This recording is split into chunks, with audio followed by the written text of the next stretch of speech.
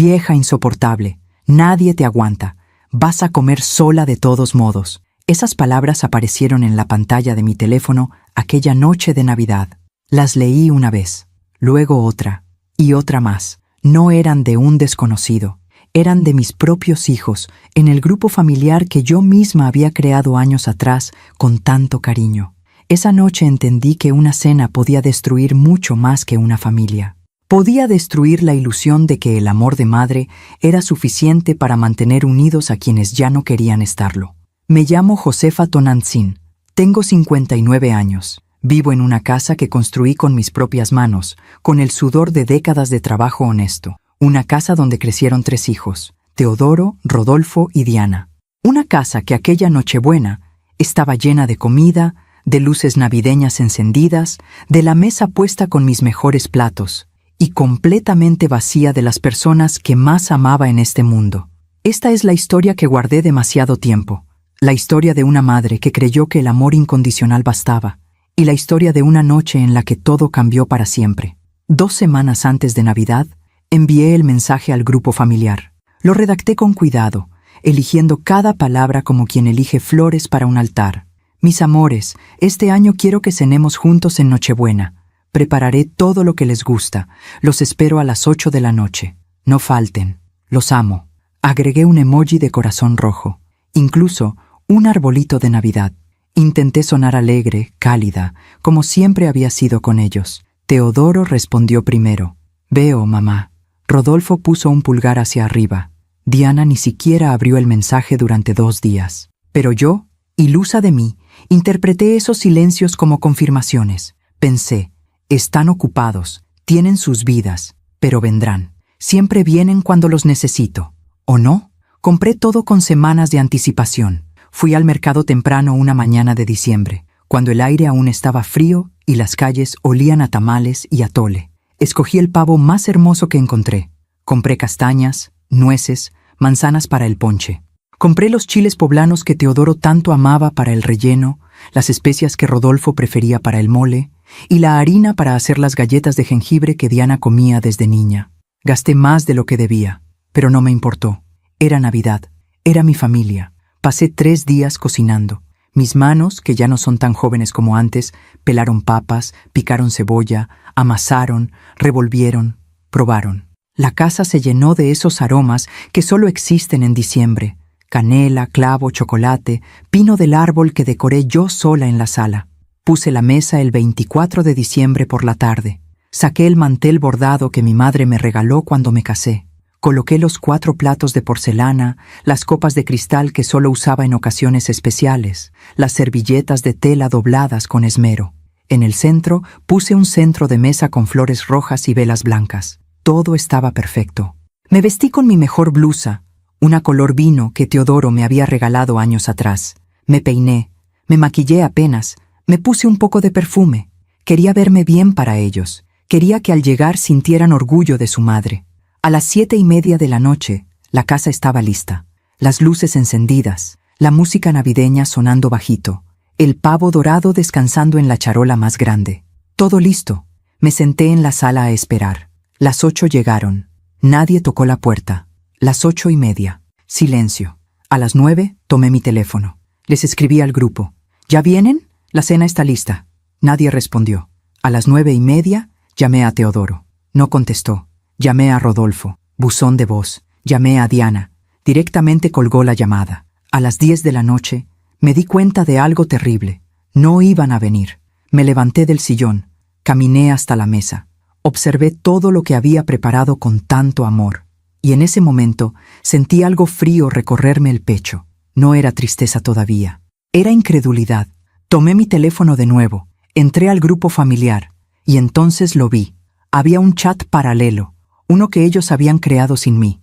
Alguien, por error, había enviado un mensaje al grupo equivocado. Era Diana. ¿En serio tenemos que ir a cenar con ella? Siempre es lo mismo. Nos hace sentir culpables si no vamos. Rodolfo había respondido. Yo ya tengo planes. Que se enoje si quiere.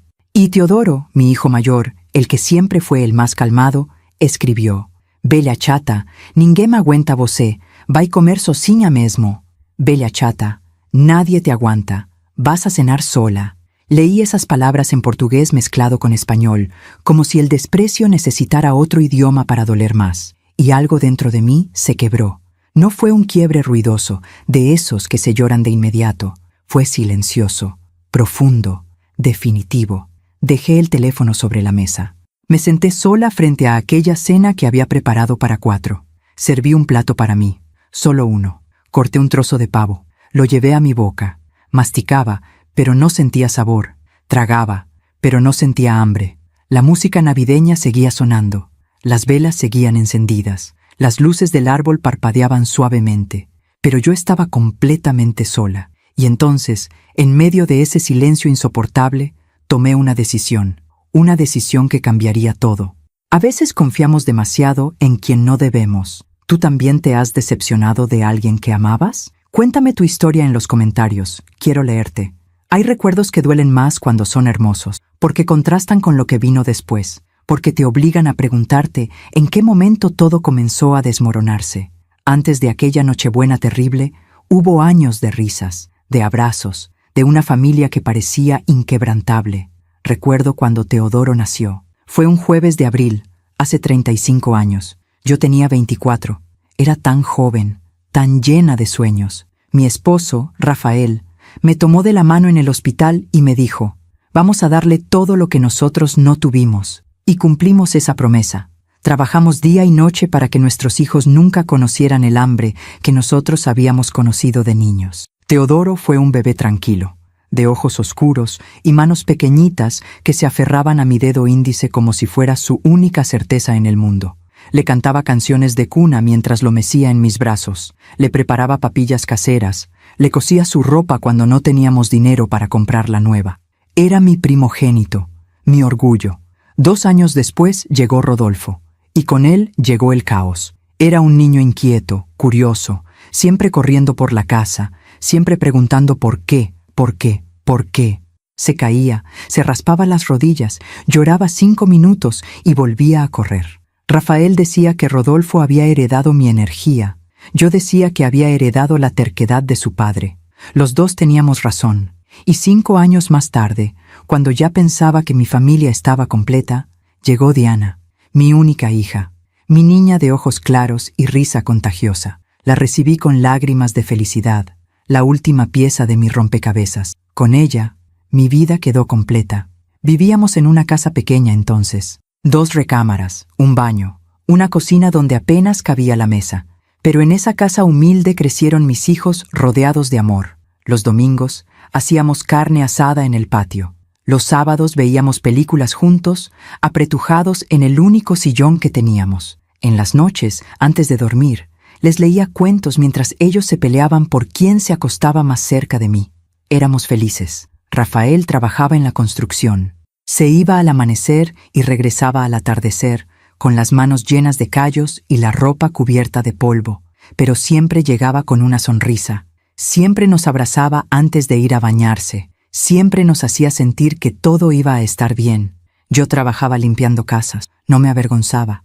Limpiaba oficinas, departamentos, casas enormes de gente que tenía más dinero del que sabía gastar. Me levantaba a las 5 de la mañana, dejaba desayuno preparado para los niños, tomaba 2 camiones para llegar a mi primer trabajo del día. Regresaba al mediodía, preparaba la comida, ayudaba a los niños con las tareas, luego salía de nuevo a limpiar otra casa por la tarde. Mis manos siempre olían a cloro, mis rodillas siempre estaban adoloridas de tanto tallar pisos, pero nunca me quejé, porque cada peso que ganaba era para ellos, para que Teodoro pudiera estudiar, para que Rodolfo tuviera sus útiles escolares, para que Diana pudiera ir a clases de ballet, ese sueño que tanto le ilusionaba. Nunca les faltó nada esencial. Cuando Teodoro cumplió 15 años, quería una bicicleta. No teníamos dinero. Rafael y yo trabajamos turnos dobles durante 3 meses. Dejamos de comprar carne. Yo remendé mi ropa vieja en lugar de comprar nueva. Ahorramos cada centavo, y el día de su cumpleaños le dimos aquella bicicleta roja que él tanto había soñado. Lloró de felicidad. Me abrazó tan fuerte que pensé que me quebraría las costillas. «Eres la mejor mamá del mundo», me dijo. Rodolfo quería ser futbolista. No teníamos para pagar una academia deportiva, pero Rafael lo llevaba cada fin de semana a jugar al parque, le enseñaba técnicas, lo alentaba. Yo le lavaba el uniforme a mano después de cada partido, aunque volviera empapado de lodo. Lo veía correr en esa cancha improvisada y sentía que todo mi cansancio valía la pena. Diana soñaba con ir a Disneylandia. Guardé dinero durante 4 años. 4 años sin comprarme un solo par de zapatos nuevos. 4 años comiendo frijoles y arroz cuando el dinero no alcanzaba. Pero cuando cumplió 10 años, la llevamos a Los Ángeles. Vi su carita iluminada frente al castillo de la Cenicienta y supe que cualquier sacrificio había valido la pena. Así criamos a nuestros hijos, con sacrificio, con amor, con la certeza de que todo lo que hacíamos tenía sentido. Cuando Rafael murió, hace 7 años, pensé que no iba a sobrevivir al dolor. Fue un infarto repentino.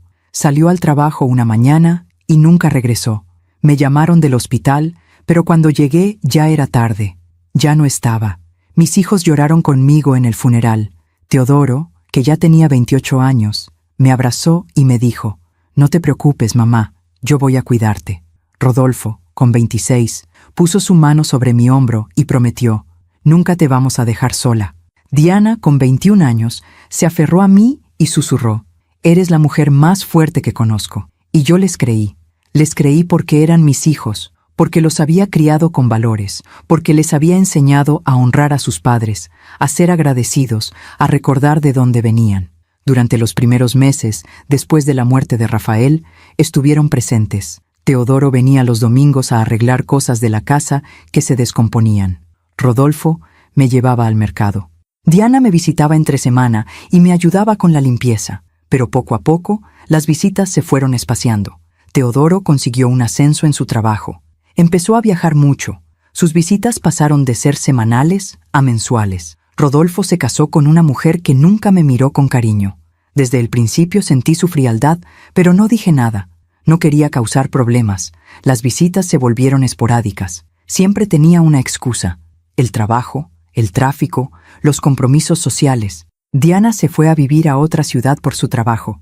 Hablábamos por teléfono, pero ya no era lo mismo. Sus llamadas eran breves, apresuradas, siempre interrumpidas por algo más importante. Yo seguí trabajando. Limpié casas hasta los 55 años, cuando mi espalda ya no aguantó más. Pero había ahorrado. Había sido prudente. Compré esta casa más grande hace 10 años, cuando Rafael aún vivía. La puse a mi nombre. Fue mi refugio después de que él se fue. También compré 3 autos usados, pero en buen estado. 1 para cada hijo. Los puse a mi nombre porque quería asegurarme de que los cuidaran, de que supieran que eran un regalo valioso. Les dije: «Estos autos son suyos, pero están a mi nombre por si algún día necesitan venderlos o pasa algo legal. Es para protegerlos». Nunca imaginé que esa decisión se volvería tan importante. Mis hijos crecieron, se convirtieron en adultos, hicieron sus vidas, y yo, poco a poco, me convertí en una sombra. En alguien a quien llamaban solo cuando necesitaban algo: dinero para un pago, ayuda con los nietos que nunca me dejaban ver más de 1 hora, un favor rápido que yo siempre cumplía sin cuestionar. Pero cuando yo necesitaba compañía, cuando los llamaba solo para escuchar sus voces, las respuestas eran siempre las mismas: «Estoy ocupado, mamá. Luego te llamo. No tengo tiempo ahorita». Y yo aceptaba, porque era su madre, porque el amor de madre no pide, no exige, no condiciona. O eso creía yo. Mientras cuento todo esto, pienso en dónde estarás escuchándome.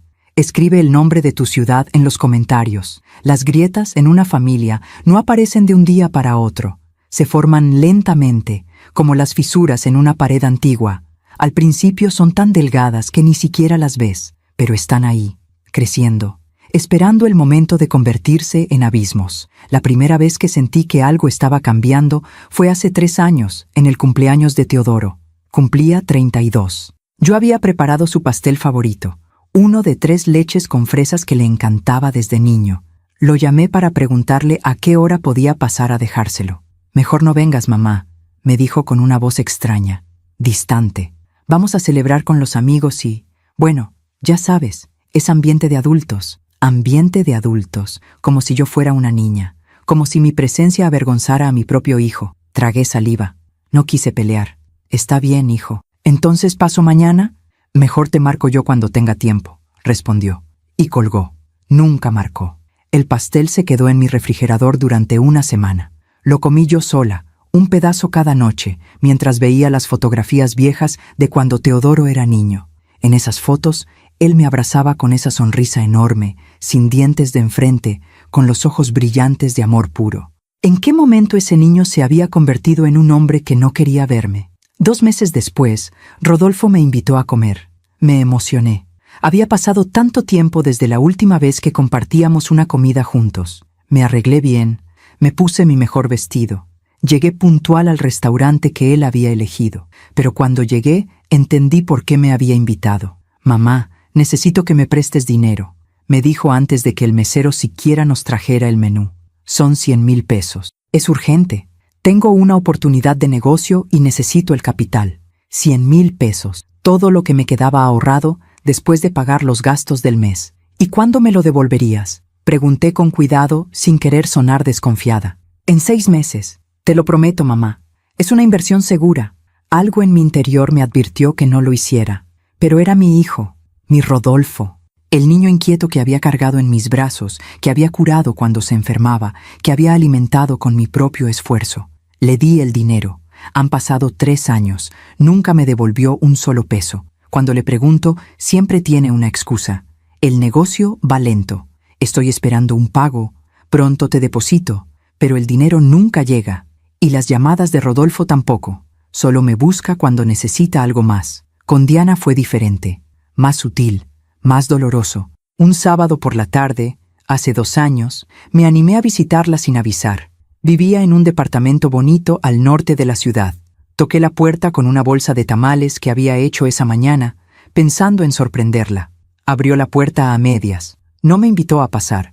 «Mamá, ¿qué haces aquí?», me preguntó con un tono que mezclaba sorpresa y molestia. «Te traje tamales, mi amor.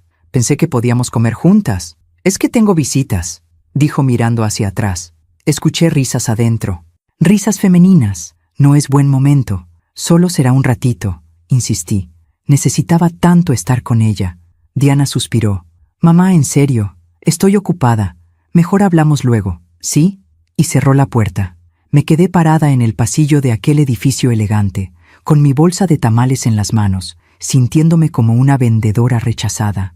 Escuché las risas continuar del otro lado de la puerta. Diana estaba celebrando algo con sus amigas, y yo no estaba invitada a su vida. Regresé a casa en el autobús, con los tamales todavía calientes. Los repartí entre los vecinos. No quería comerlos sola. Me hubieran sabido a humillación. Pero lo peor no fueron esos momentos aislados. Lo peor fue darme cuenta de que se estaban convirtiendo en un patrón. Las llamadas telefónicas que hacía los domingos ya no eran respondidas. Mis mensajes en el grupo familiar quedaban sin leer durante días. Cuando les escribía «los extraño», nadie respondía. Cuando les preguntaba «¿cómo están?», recibía respuestas de una sola palabra: «Bien, ocupado. Después hablamos». Las invitaciones a mi casa siempre eran rechazadas. «No puedo, tengo trabajo. Ese día tengo compromiso. Mejor otro día». Pero ese otro día nunca llegaba. Me di cuenta de que solo me buscaban cuando me necesitaban. Teodoro me llamaba cuando necesitaba que le cuidara a su hijo, mi nieto de 6 años, porque la niñera había faltado. Me lo dejaba a las 7 de la mañana y lo recogía a las 9 de la noche, sin siquiera preguntarme si yo tenía planes. Yo dejaba todo para cuidar a ese niño hermoso. Le preparaba su comida favorita, jugaba con él, le contaba cuentos, y cuando Teodoro llegaba por él, apenas me daba las gracias. Se lo llevaba y no volvía a llamar hasta la siguiente emergencia. Rodolfo me buscaba cuando necesitaba que le firmara papeles del auto que estaba a mi nombre. «Es solo un trámite, mamá. Fírmame aquí».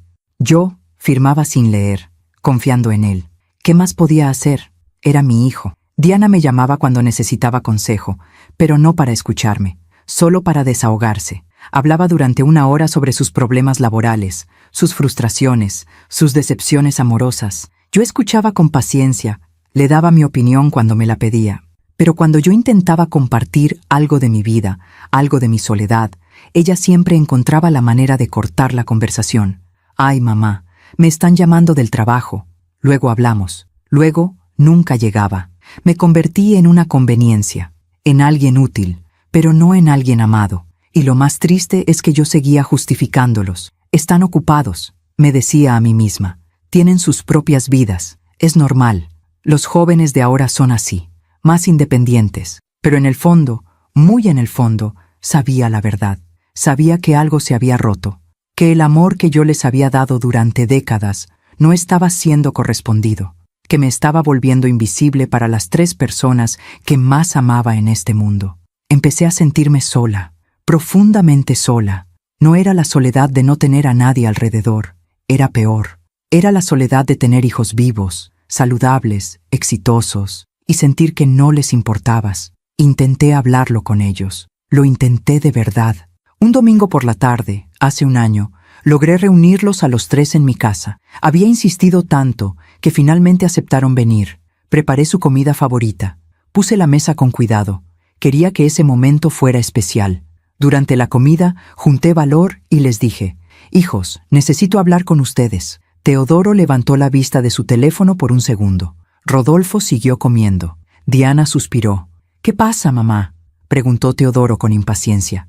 «Es que los extraño mucho. Siento que ya no nos vemos como antes. Me gustaría que pasáramos más tiempo juntos, que viniéramos a comer cada domingo, como hacíamos cuando su papá vivía». Hubo un silencio incómodo. Rodolfo habló primero. «Mamá, ya no somos niños. Tenemos nuestras propias familias, nuestros trabajos. No podemos estar viniendo cada domingo como si tuviéramos 10 años. No digo cada domingo», traté de explicar, «pero aunque sea una vez al mes, para que no perdamos la conexión». Diana soltó una risa seca. «Mamá, no nos hagas sentir culpables. Ya venimos hoy, ¿no? ¿Qué más quieres?». Teodoro intervino con un tono conciliador, pero frío. «Mamá, entiendo que estés sola, pero no podemos llenar ese vacío. Cada quien tiene su vida. Deberías hacer amigas, salir, hacer algo. No puedes depender de nosotros para ser feliz». Sus palabras me golpearon como piedras. No respondí, solo asentí. Terminamos de comer en silencio. Se fueron 1 hora después, cada uno con una excusa distinta. Esa noche lloré en mi cama. Lloré como no había llorado desde la muerte de Rafael, porque entendí algo terrible. Mis hijos me veían como una carga, como alguien dependiente, necesitada, molesta.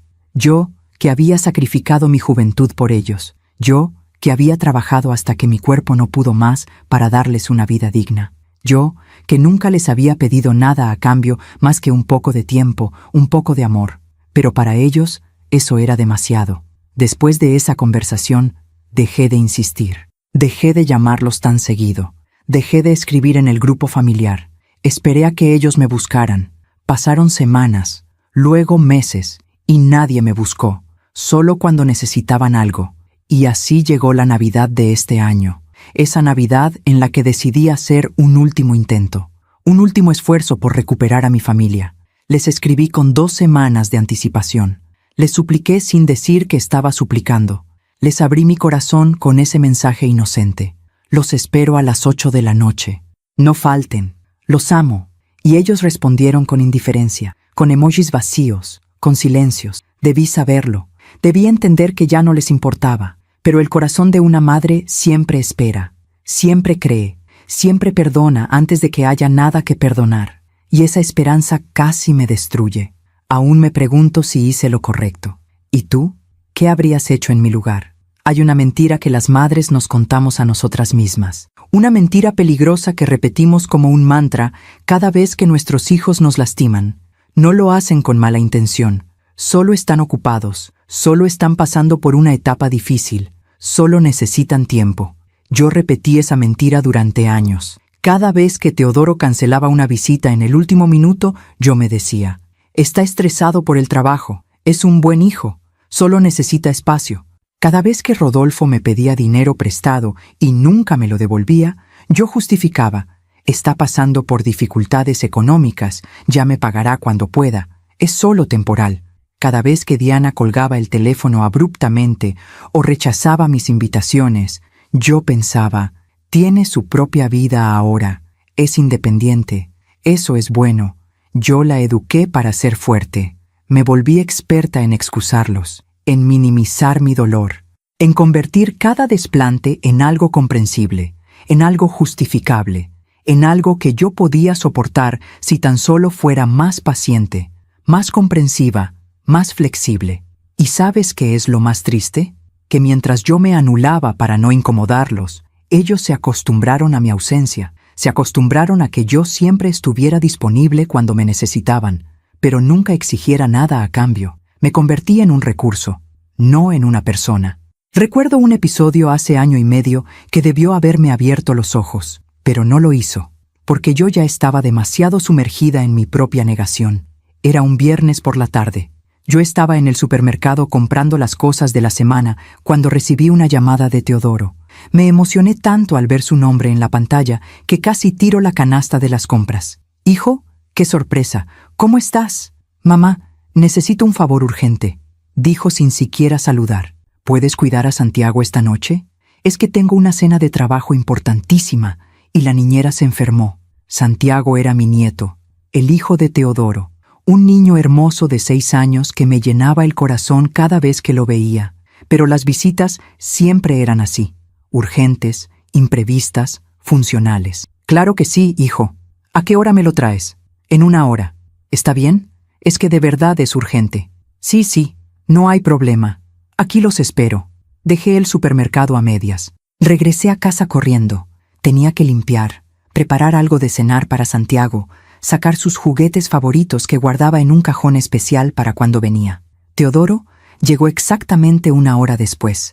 Entró apurado, casi sin mirarme. Santiago llevaba su mochila con pijama y cepillo de dientes. «Gracias, mamá. Vuelvo como a las 11. ¿Tan tarde?», pregunté sorprendida. «Es una cena importante. Ya sabes cómo son estas cosas». Se fue sin siquiera abrazar a su hijo. Santiago se quedó parado en la sala, con su mochila a medio cargar, viéndome con esos ojos grandes llenos de tristeza. «¿Tu papi siempre tiene mucho trabajo?», le pregunté mientras le ayudaba a quitarse los zapatos. «Sí», respondió el niño con una vocecita pequeña. «Y mi mami también. Por eso siempre me dejan contigo o con la niñera». Me dolió el pecho. Ese niño necesitaba a sus padres, pero ellos estaban demasiado ocupados construyendo sus carreras, su estatus, su vida perfecta de adultos exitosos. Esa noche jugamos a los carritos, cenamos quesadillas, vimos una película de dinosaurios que le encantaba. Santiago se quedó dormido en mi regazo a las 9. Lo cargué hasta mi cama, lo arropé con cuidado, besé su frente. Las 11 llegaron. Teodoro no apareció. La medianoche. Nada. La 1 de la madrugada. Silencio. Le marqué. No contestó. Le escribí. No respondió. A las 2 de la mañana recibí un mensaje. «Perdón, mamá. La cena se alargó. ¿Puedes quedarte con él hasta mañana? Paso como a las 10. No me preguntó. Me informó. Respondí. «Está bien, hijo. Duérmete tranquilo». Pero no estaba bien.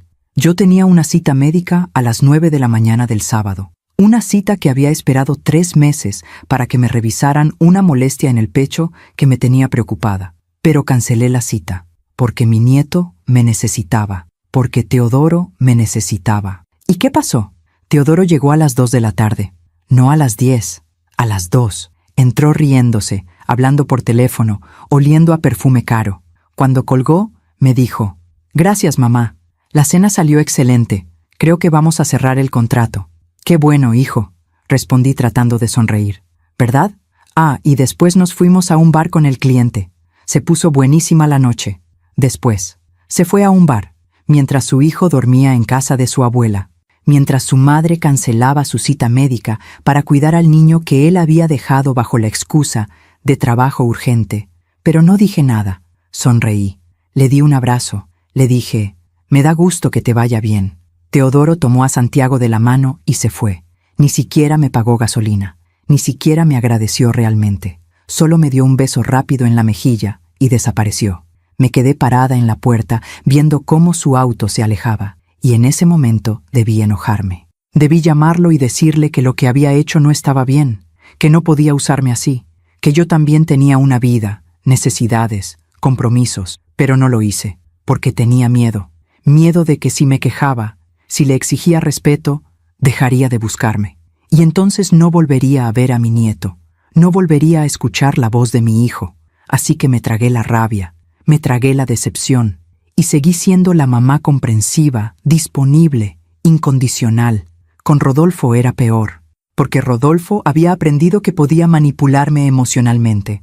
Hace 8 meses llegó a mi casa un domingo por la tarde. No había avisado. Simplemente tocó la puerta y cuando abrí, lo vi ahí con una sonrisa extraña, una sonrisa que yo ya conocía. Era la sonrisa que ponía cuando necesitaba algo. «Mamá, qué gusto verte», me dijo abrazándome con esa efusividad falsa que dolía más que su indiferencia. «Hijo, pasa. ¿Quieres café?» «Sí, por favor». Nos sentamos en la cocina. Preparé café de olla, de ese que le gustaba con canela. Puse pan dulce en la mesa. Intenté conversar, preguntarle cómo estaba, qué había hecho durante esas semanas que no sabía de él. Pero Rodolfo no había venido a platicar. «Mamá, necesito hablar contigo de algo importante», dijo después del segundo sorbo de café. Mi estómago se apretó. Ya sabía lo que venía. «Dime, hijo, ¿te acuerdas del dinero que me prestaste hace como 3 años?» «Sí, me acuerdo». «Bueno, pues, todavía no he podido pagarte. Y la verdad es que estoy pasando por un momento muy difícil económicamente». Guardé silencio. Esperé a que continuara. El negocio no funcionó como esperaba. Perdí todo. Y ahora tengo deudas fuertes y... Bueno, vengo a pedirte otro favor. «Rodolfo, solo son 50,000 pesos, mamá. Te lo juro que esta vez sí te los pago. Es para salir de un adeudo que tengo con el banco. Si no pago, me van a embargar el auto que estaba a mi nombre. Hijo, yo ya no tengo esos ahorros. Lo que me prestaste hace 3 años era todo lo que tenía guardado. Ahora solo vivo de mi pensión». Su rostro cambió. La sonrisa desapareció. «¿O sea que no me vas a ayudar?» «No es que no quiera, hijo. Es que literalmente no tengo. Pero podrías pedir un préstamo. Podrías empeñar algo. Podrías hacer algo, ¿no?» Me quedé sin palabras. ¿Empeñar algo? ¿Endeudarme yo para sacarlo de sus problemas? ¿Problemas que él mismo había creado con su irresponsabilidad? «Rodolfo, yo ya te ayudé. Te di todo lo que tenía y nunca me lo devolviste. ¿Cómo quieres que vuelva a prestarte?» Se levantó de la silla bruscamente. Su rostro estaba rojo de coraje. «Sabía que ibas a decir eso. Sabía que al final siempre tienes excusas». «Hijo, no es una excusa. ¿Sabes qué, mamá? Siempre dices que nos amas, que haríais cualquier cosa por nosotros. Pero a la hora de la verdad, cuando de verdad te necesito, me das la espalda». Sus palabras me atravesaron como cuchillos. «Rodolfo, por favor, entiéndeme». «No, tú entiéndeme a mí. Estoy desesperado. Y tú, que eres mi madre, me niegas tu ayuda». Se fue dando un portazo. Me dejó temblando en esa cocina, con el café todavía caliente, con el pan dulce intacto, con las lágrimas rodando por mis mejillas. Esa noche no pude dormir. Me la pasé dándole vueltas a sus palabras. ¿Tenía razón? ¿Era yo una mala madre por no endeudarme para ayudarlo? ¿Debía sacrificarme más? ¿Hasta dónde tenía que llegar mi amor? Y lo más enfermo de todo es que 2 días después llamé a Rodolfo. Le dije que había conseguido 30,000 pesos, que no eran los 50 que necesitaba, pero que era lo que podía darle. Mentí. No los había conseguido. Los saqué de mi tarjeta de crédito. Me endeudé. Sacrifiqué mi tranquilidad económica, porque no soportaba la idea de que mi hijo pensara que yo no lo amaba. Rodolfo vino por el dinero, esta vez sin sonrisa. Solo tomó el sobre, me dio las gracias secamente y se fue. Pasaron 8 meses. Nunca me devolvió nada. Ni siquiera me preguntó cómo iba yo con la deuda que había adquirido por él. Y Diana, mi única hija, mi niña. Con ella el dolor era diferente, más sutil, más constante. Diana había aprendido a hacerme sentir culpable por existir. Cada vez que yo le llamaba, su tono era de fastidio apenas disimulado. «¿Qué pasó, mamá? ¿Está todo bien?» Como si solo pudiera llamarla en caso de emergencia. «Solo quería saber cómo estás, mi amor». «Ay, mamá, estoy bien. Ocupada, pero bien. ¿Y tu trabajo? ¿Cómo va?» «Bien, mamá. Todo bien. Oye, te tengo que dejar. Estoy en medio de algo». Siempre estaba en medio de algo. Siempre tenía prisa. Siempre había algo más importante que hablar conmigo. Hace 6 meses intenté visitarla de nuevo. Esta vez sí avisé. Le escribí: «Hija, voy a estar cerca de tu casa el jueves. ¿Puedo pasar a verte aunque sea un ratito?» Tardó horas en responder. «Mejor otro día, mamá. El jueves tengo mucho trabajo. ¿Y el viernes?» «El viernes tengo planes. ¿Y el fin de semana?» «Mamá, en serio, ahorita no puedo. Ya te aviso yo cuando tenga tiempo, ¿sí?» Nunca avisó. Me di cuenta de algo devastador. Mi propia hija me evitaba. Le incomodaba mi presencia. Yo, que la había parido, que la había amamantado, que había velado sus sueños durante años, Me había convertido en alguien de quien ella quería escapar. Y aún así, yo seguía justificándola. Es joven, tiene su vida. Yo a su edad tampoco visitaba tanto a mi mamá. Pero era mentira.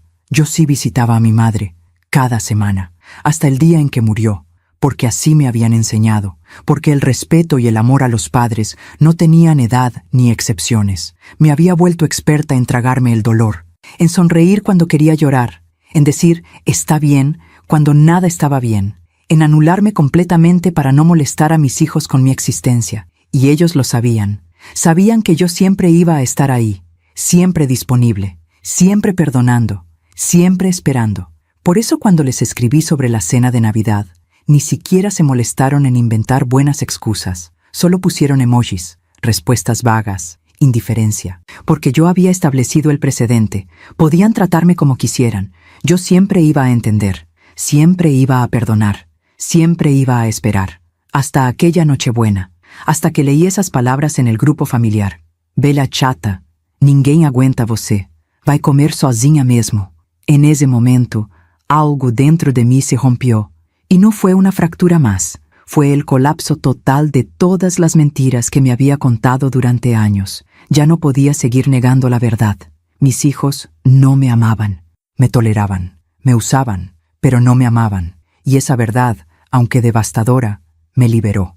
Mientras cuento todo esto, pienso en dónde estarás escuchándome. Escribe el nombre de tu ciudad en los comentarios. Hay señales que ignoramos porque no queremos verlas. Hay verdades que rechazamos porque aceptarlas significaría destruir la imagen que tenemos de las personas que amamos. Yo había ignorado muchas señales, demasiadas, pero todas estaban ahí, esperando el momento de revelarse. La primera señal clara llegó hace 4 meses, en agosto. Fue un descubrimiento accidental que me heló la sangre. Yo estaba en casa de Teodoro. Él me había pedido que fuera a limpiar porque tenía una inspección importante para vender la propiedad.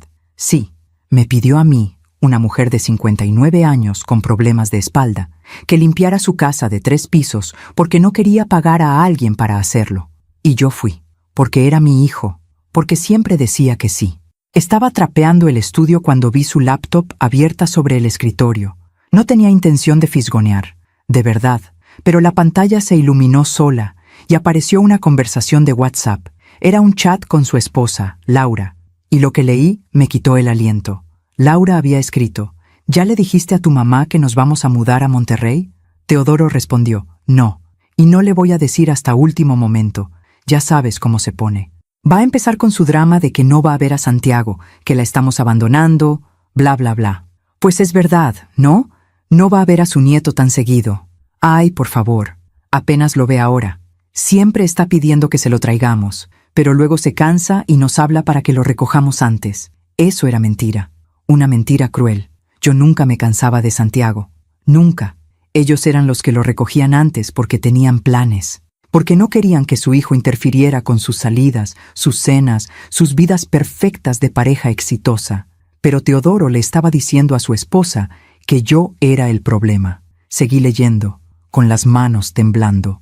Además, continuó Teodoro, no es como si hiciéramos mucho por ella. Viene cuando necesitamos algo y ya. No le debemos nada más. No le debemos nada más. Esas 5 palabras se quedaron grabadas en mi cerebro como hierro candente. ¿Nada más? 35 años de desvelos, de sacrificios, de amor incondicional eran nada más. Laura respondió: Tienes razón. Igual cuando nos mudemos, va a ser un alivio no tenerla tan encima. Cerré la laptop. Mis manos sudaban. El trapeador se me cayó al piso. Me senté en el suelo de ese estudio, rodeada de muebles caros que mi hijo había comprado con el dinero que ganaba en su trabajo exitoso, y lloré en silencio. No lloré de tristeza, lloré de rabia, de impotencia, de humillación. Terminé de limpiar esa casa como un robot. Cada movimiento era mecánico. Cuando acabé, le escribí a Teodoro: Ya terminé. Quedó todo limpio. Él respondió 3 horas después: Gracias, ma. Ni siquiera mamá, solo ma. Como si hasta mi nombre completo le pesara. No le dije nada sobre lo que había leído. ¿Para qué? Ya sabía lo que pensaba de mí.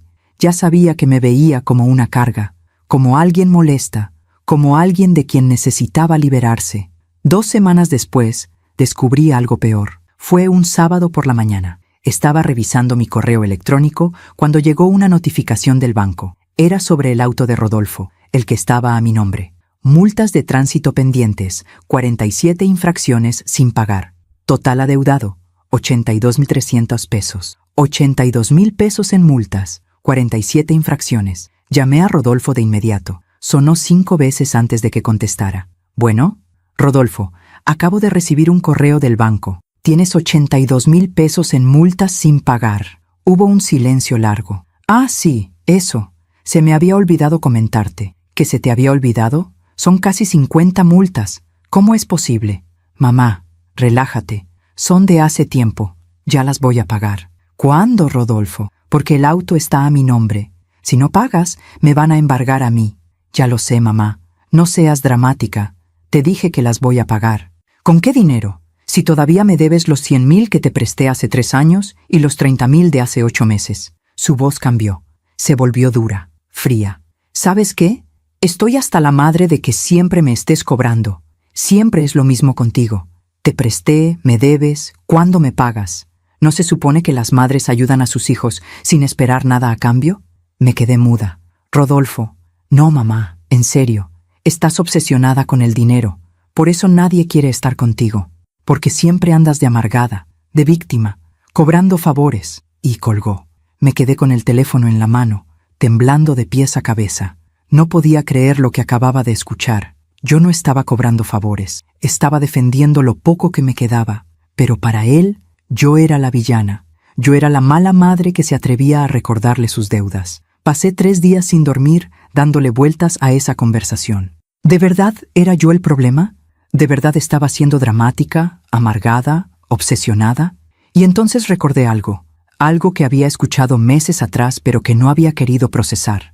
Era en mayo. Yo había ido al supermercado cerca de la casa de Diana. Estaba en la fila para pagar cuando escuché voces conocidas detrás de mí.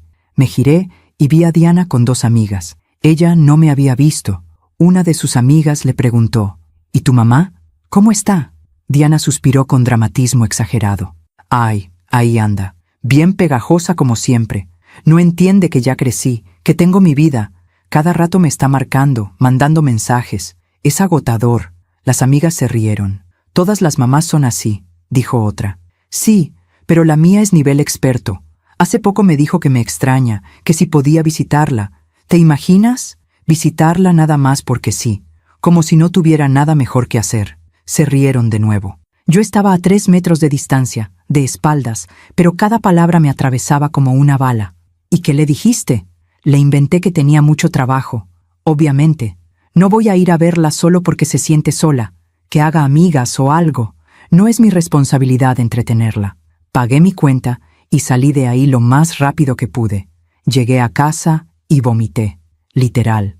Vomité del asco, del dolor, de la traición. Mi hija. Mi única hija. La niña a la que le había enseñado a caminar, a hablar, a ser fuerte. Esa misma niña hablaba de mí con desprecio frente a sus amigas. Me reducía a una mamá pegajosa, a un estorbo, a alguien patético que no tenía nada mejor que hacer que molestar a su hija exitosa. Todos estos descubrimientos parciales se fueron acumulando como piedras en mi pecho. Cada uno era doloroso por sí solo, pero juntos formaban una verdad insoportable. Mis hijos no solo me ignoraban, me despreciaban. Hablaban mal de mí a mis espaldas, se burlaban de mis sentimientos, me veían como una carga inútil de la que querían deshacerse, y lo peor de todo es que seguían fingiendo.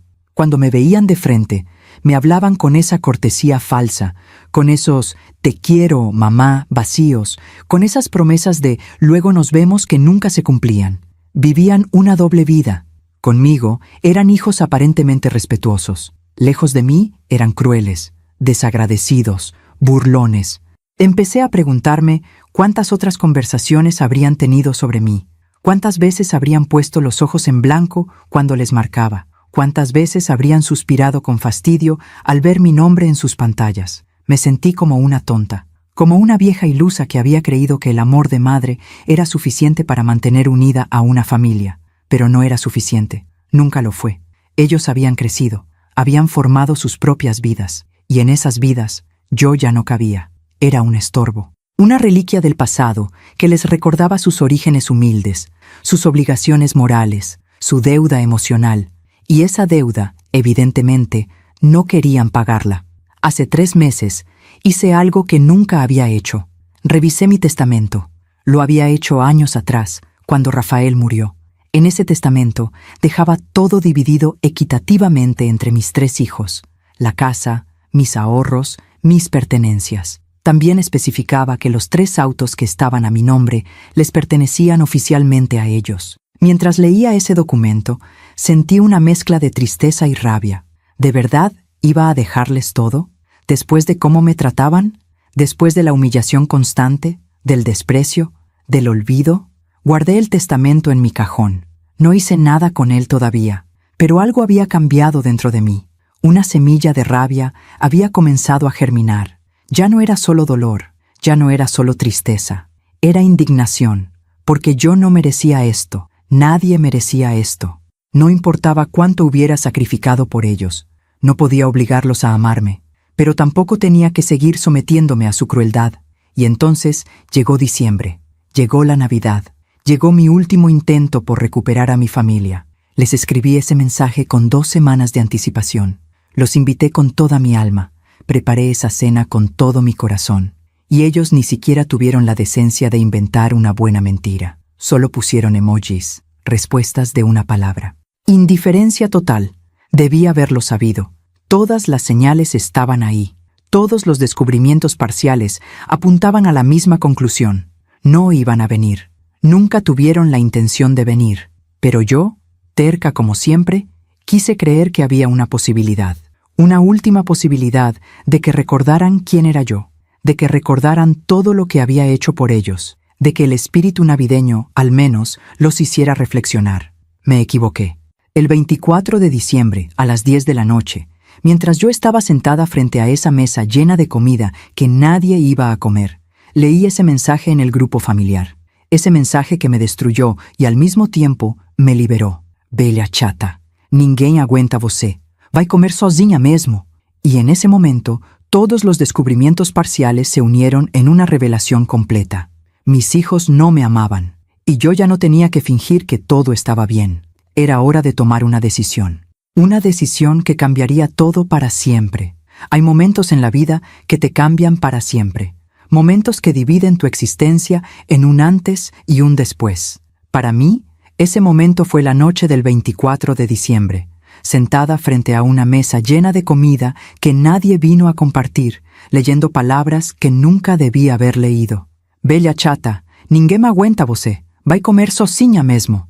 Las leí 1 vez, 2, 3, como si leerlas más veces fuera a cambiar su significado, como si de repente fueran a transformarse en palabras de amor, de arrepentimiento, de disculpa, pero no cambiaban, seguían ahí, crueles, definitivas, verdaderas. El grupo familiar tenía un nombre que yo misma había puesto años atrás, Familia Tonantzin.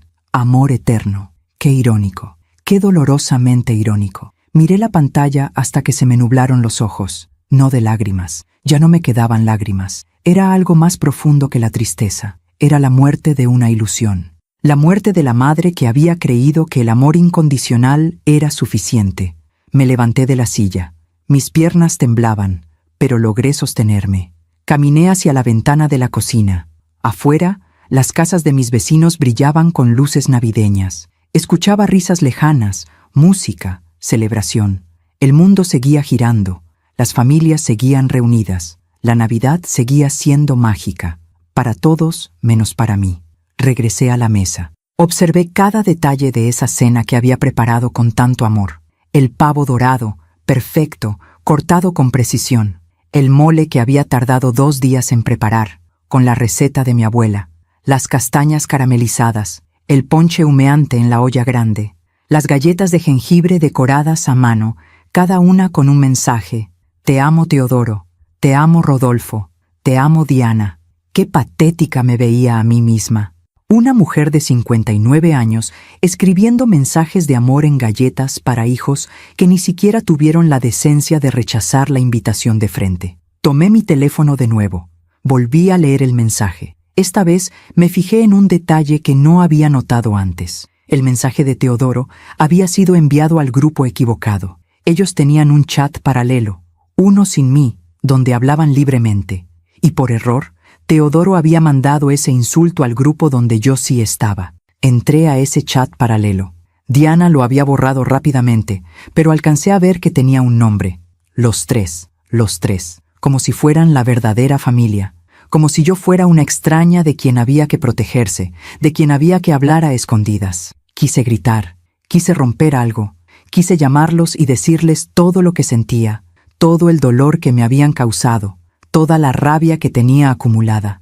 Pero no lo hice, porque en medio de ese dolor insoportable, algo cambió dentro de mí. Algo fundamental. Me di cuenta de que ya no quería su amor, ya no quería sus disculpas, ya no quería sus promesas vacías. Quería justicia, no venganza. Justicia. Había una diferencia. La venganza busca herir. La justicia busca equilibrar. Y después de años de desequilibrio, de dar sin recibir, de amar sin ser amada, de sacrificarme sin ser valorada, era hora de equilibrar la balanza. Me senté de nuevo frente a la mesa. Serví un plato para mí, solo uno. Corté un trozo de pavo y lo llevé a mi boca. Esta vez sí sentí el sabor. Estaba delicioso. Perfecto. Había hecho un trabajo excepcional. Comí despacio. Probé cada platillo. El mole, las castañas, el ponche, las galletas. Todo estaba exactamente como debía estar. Yo había cumplido mi parte. Había demostrado mi amor de la única manera que sabía. Cocinando, preparando, dando. Ellos eran los que habían fallado, no yo. Terminé de cenar alrededor de las 11 de la noche. Recogí la mesa. Guardé la comida en recipientes. Limpié todo con calma, sin prisa. Cada movimiento era deliberado, consciente. A las 11:30 me senté en la sala. Las luces del árbol de Navidad parpadeaban suavemente. La música navideña había terminado. El silencio de la casa era absoluto. Tomé mi teléfono. Busqué en mis contactos un nombre que no había marcado en meses. Licenciado Ernesto Palacios. Ernesto era el abogado de la familia desde hacía 15 años. Había manejado el testamento de Rafael cuando murió. Había gestionado la compra de mi casa. Conocía perfectamente mis propiedades, mis cuentas, mis documentos legales. Miré la hora. 11:40 de la noche. Era tarde. Demasiado tarde para llamar. Pero algo dentro de mí me urgía a hacerlo. Como si esperar hasta el día siguiente fuera a hacerme arrepentir, como si la lucidez que había alcanzado fuera tan frágil que podía desvanecerse con el amanecer. Marqué. Sonó 3 veces, 4, 5. Pensé que no iba a contestar, pero contestó. ¿Bueno? Su voz sonaba somnolienta, confundida. Licenciado Palacios, soy Josefa Tonantzin. Hubo una pausa. ¿Doña Josefa? ¿Está todo bien? Es muy tarde. Lo sé. Disculpe la hora. Pero necesito que me ayude con algo urgente. Esta misma noche. Su tono cambió. Se volvió alerta. Profesional. ¿Qué necesita? Respiré profundo. Las palabras estaban en mi garganta, esperando salir, pero una parte de mí todavía dudaba. ¿De verdad iba a hacer esto? ¿De verdad iba a tomar una decisión tan drástica, tan definitiva? Miré hacia la mesa ya vacía. Recordé las horas que pasé cocinando. Recordé la ilusión con la que había decorado. Recordé la esperanza con la que había esperado. Y recordé las palabras. Bella chata, ninguém aguenta você. La duda desapareció. Necesito que modifique mi testamento. Quiero desheredar a mis 3 hijos. Completamente. El silencio del otro lado fue largo. Podía imaginar al licenciado Palacios sentándose en su cama, completamente despierto ahora, procesando lo que acababa de escuchar. Doña Josefa, ¿está segura? Es una decisión muy seria, muy permanente. Estoy completamente segura. ¿Puedo preguntar qué pasó? Le conté todo. Los años de abandono, los desprecios, las humillaciones y finalmente la cena de Navidad. El mensaje cruel, la certeza de que mis hijos me veían como un estorbo del que querían deshacerse. El licenciado escuchó en silencio. Cuando terminé, suspiró profundamente. Lo siento mucho, doña Josefa. Ninguna madre debería pasar por esto. Ya pasó. Ahora solo quiero hacer lo correcto. Entiendo, pero debe saber que por ley, sus hijos tienen derecho a una parte de la herencia. No puedo desheredarlos completamente a menos que exista una causa legal grave. ¿Qué tipo de causa? ¿Maltrato? ¿Abandono? falta de cumplimiento con obligaciones filiales. ¿Sus hijos la han apoyado económicamente? ¿La visitan regularmente? ¿La cuidan? No, no hacen nada de eso. Yo los he apoyado a ellos, les he prestado dinero que nunca me devuelven, los he cuidado cuando me necesitan, pero ellos solo aparecen cuando quieren algo. Eso puede ser suficiente para argumentar abandono moral. Déjeme trabajar en el documento. Voy a redactar un nuevo testamento donde se reduzca al mínimo legal la parte que les corresponde. Y voy a incluir cláusulas específicas donde se detalle el abandono. ¿Cuánto tiempo tarda? Normalmente, estos procesos toman semanas, pero si es urgente, puedo tener un borrador listo mañana por la tarde. Necesitaré que venga a mi oficina a firmarlo con testigos y ante notario. No, quiero firmarlo esta noche. ¿Esta noche? Doña Josefa, es Nochebuena. No hay notarios disponibles. No me importa, haga el documento ahora. Yo lo firmo. Y mañana lo hacemos oficial. Pero necesito tener algo en mis manos esta noche. Algo que me confirme que tomé esta decisión. Que no voy a arrepentirme mañana cuando me levante. El licenciado guardó silencio un momento. Luego dijo: Está bien, dame una hora. Voy a redactar un documento preliminar. Se lo envío por correo electrónico. Usted lo lee, lo imprime, lo firma, y mañana venimos a formalizarlo. ¿Le parece? Me parece perfecto. Hay otra cosa, doña Josefa. Mencionó que hay 3 autos a su nombre que usan sus hijos, ¿correcto? Sí. ¿Quiere que los bloquee? Puedo hacer una solicitud de reporte de robo temporal. Eso hará que si intentan usarlos, la policía los detenga. No es permanente, pero les causará, digamos, un inconveniente considerable. Pensé en Rodolfo y sus 82,000 pesos en multas sin pagar. Pensé en Teodoro usando su auto para viajar a Monterrey sin siquiera decirme que se iba a mudar. Pensé en Diana, que probablemente usaba su auto para ir a esas reuniones con amigas donde hablaba mal de mí. Hágalo. Bloquee los 3 autos. Entendido. Les va a llegar una notificación en cuanto se procese. Probablemente mañana en la mañana. Perfecto. Doña Josefa, una última pregunta. Y discúlpeme por hacerla, pero es mi obligación como su abogado. ¿Está tomando esta decisión con la mente clara? ¿No ha bebido alcohol? ¿No está bajo medicación que pueda afectar su juicio? Licenciado, llevo 59 años tomando decisiones con la mente clara. Esta es la más clara de todas. Está bien, confío en usted. Entonces manos a la obra.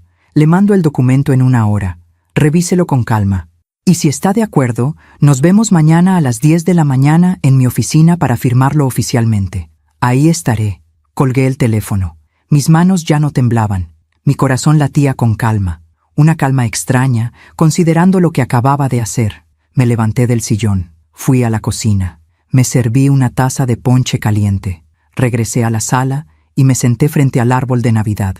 Mientras esperaba el correo del licenciado Palacios, pensé en mis hijos. Pensé en los niños que habían sido. En los adolescentes llenos de sueños. En los adultos en los que se habían convertido. Y me di cuenta de algo que nunca antes había querido admitir. Yo no había fracasado como madre. Había hecho todo bien.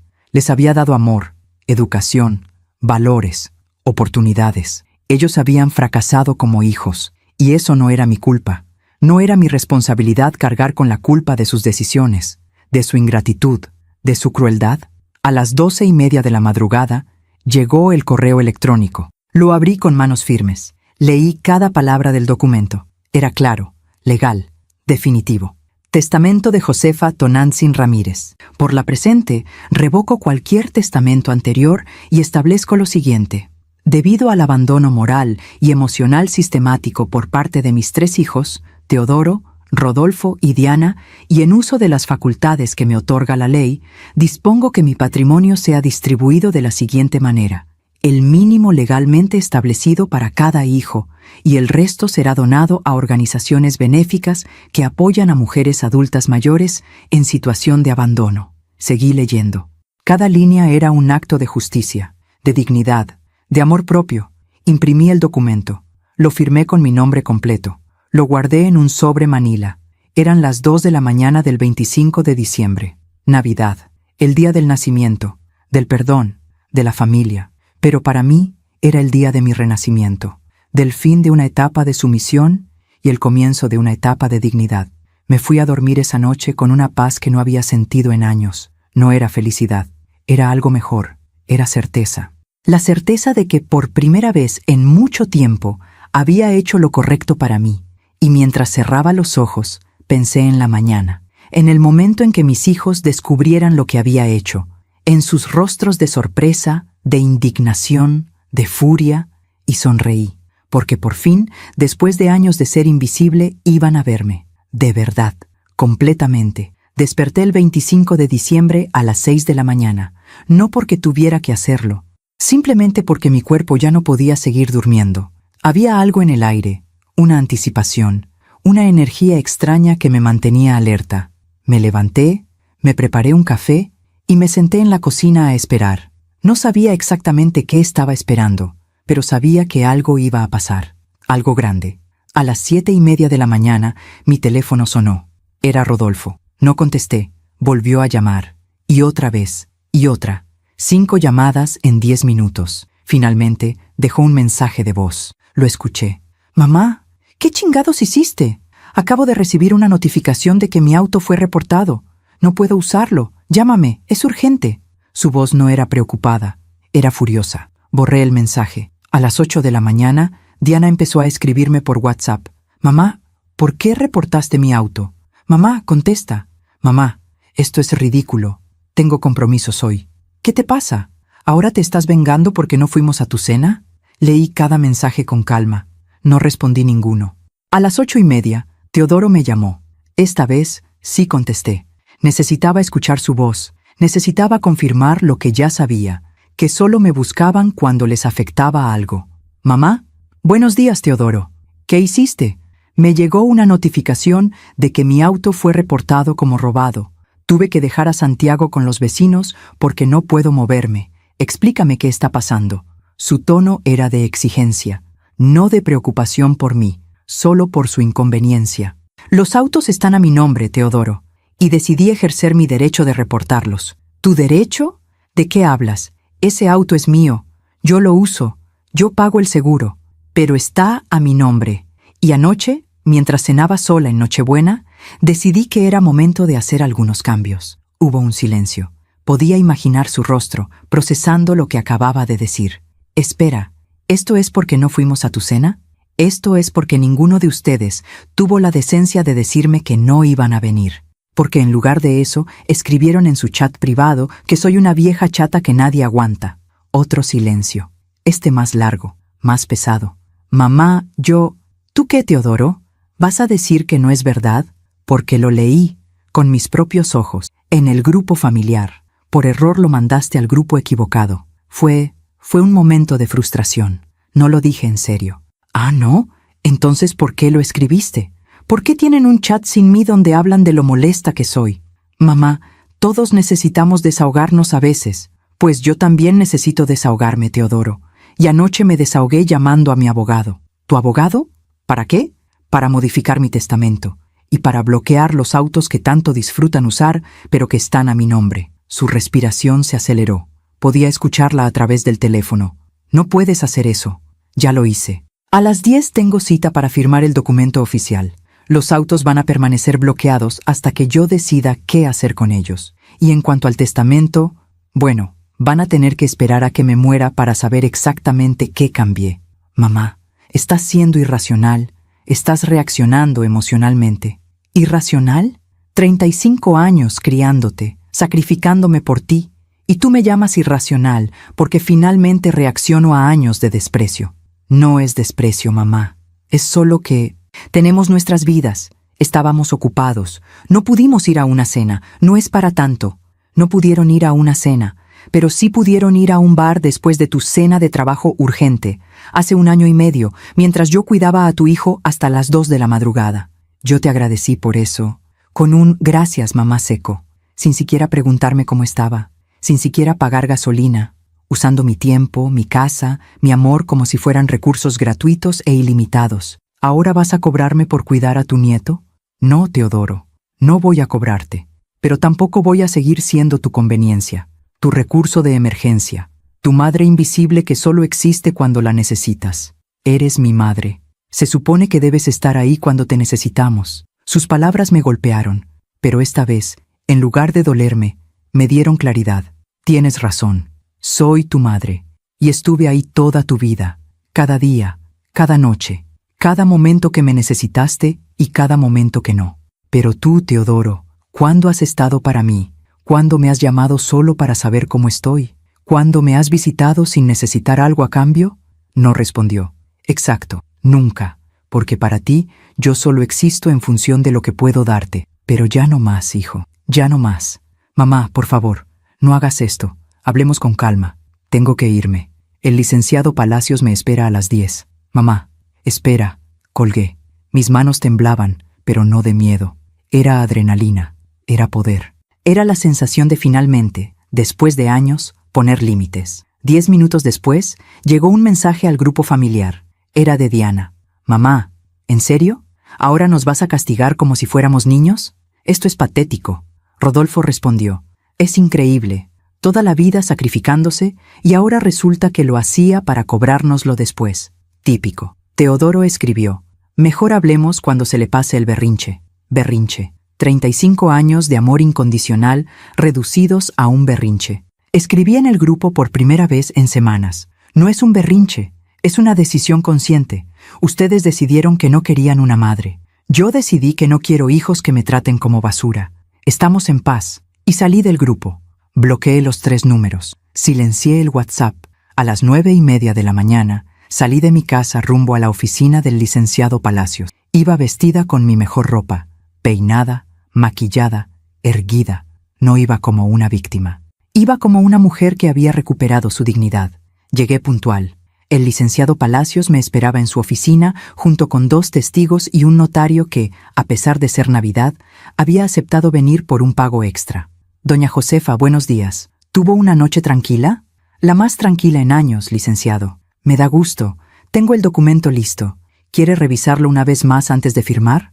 No es necesario. Confío en su trabajo. Muy bien. Entonces procedamos. El notario leyó el documento en voz alta. Cada palabra era un clavo en el ataúd de mi antigua vida. Cada cláusula era una declaración de independencia. Por abandono moral y emocional sistemático, por falta de cumplimiento de obligaciones filiales, por maltrato psicológico manifestado en mensajes despectivos. Cuando terminó de leer, me pasó la pluma. Doña Josefa, ¿está segura de querer firmar este documento? Miré al notario a los ojos. Completamente segura. Firmé. Mi nombre fluyó con firmeza sobre el papel. Josefa Tonantzin Ramírez, una mujer libre. Los testigos firmaron. El notario selló el documento.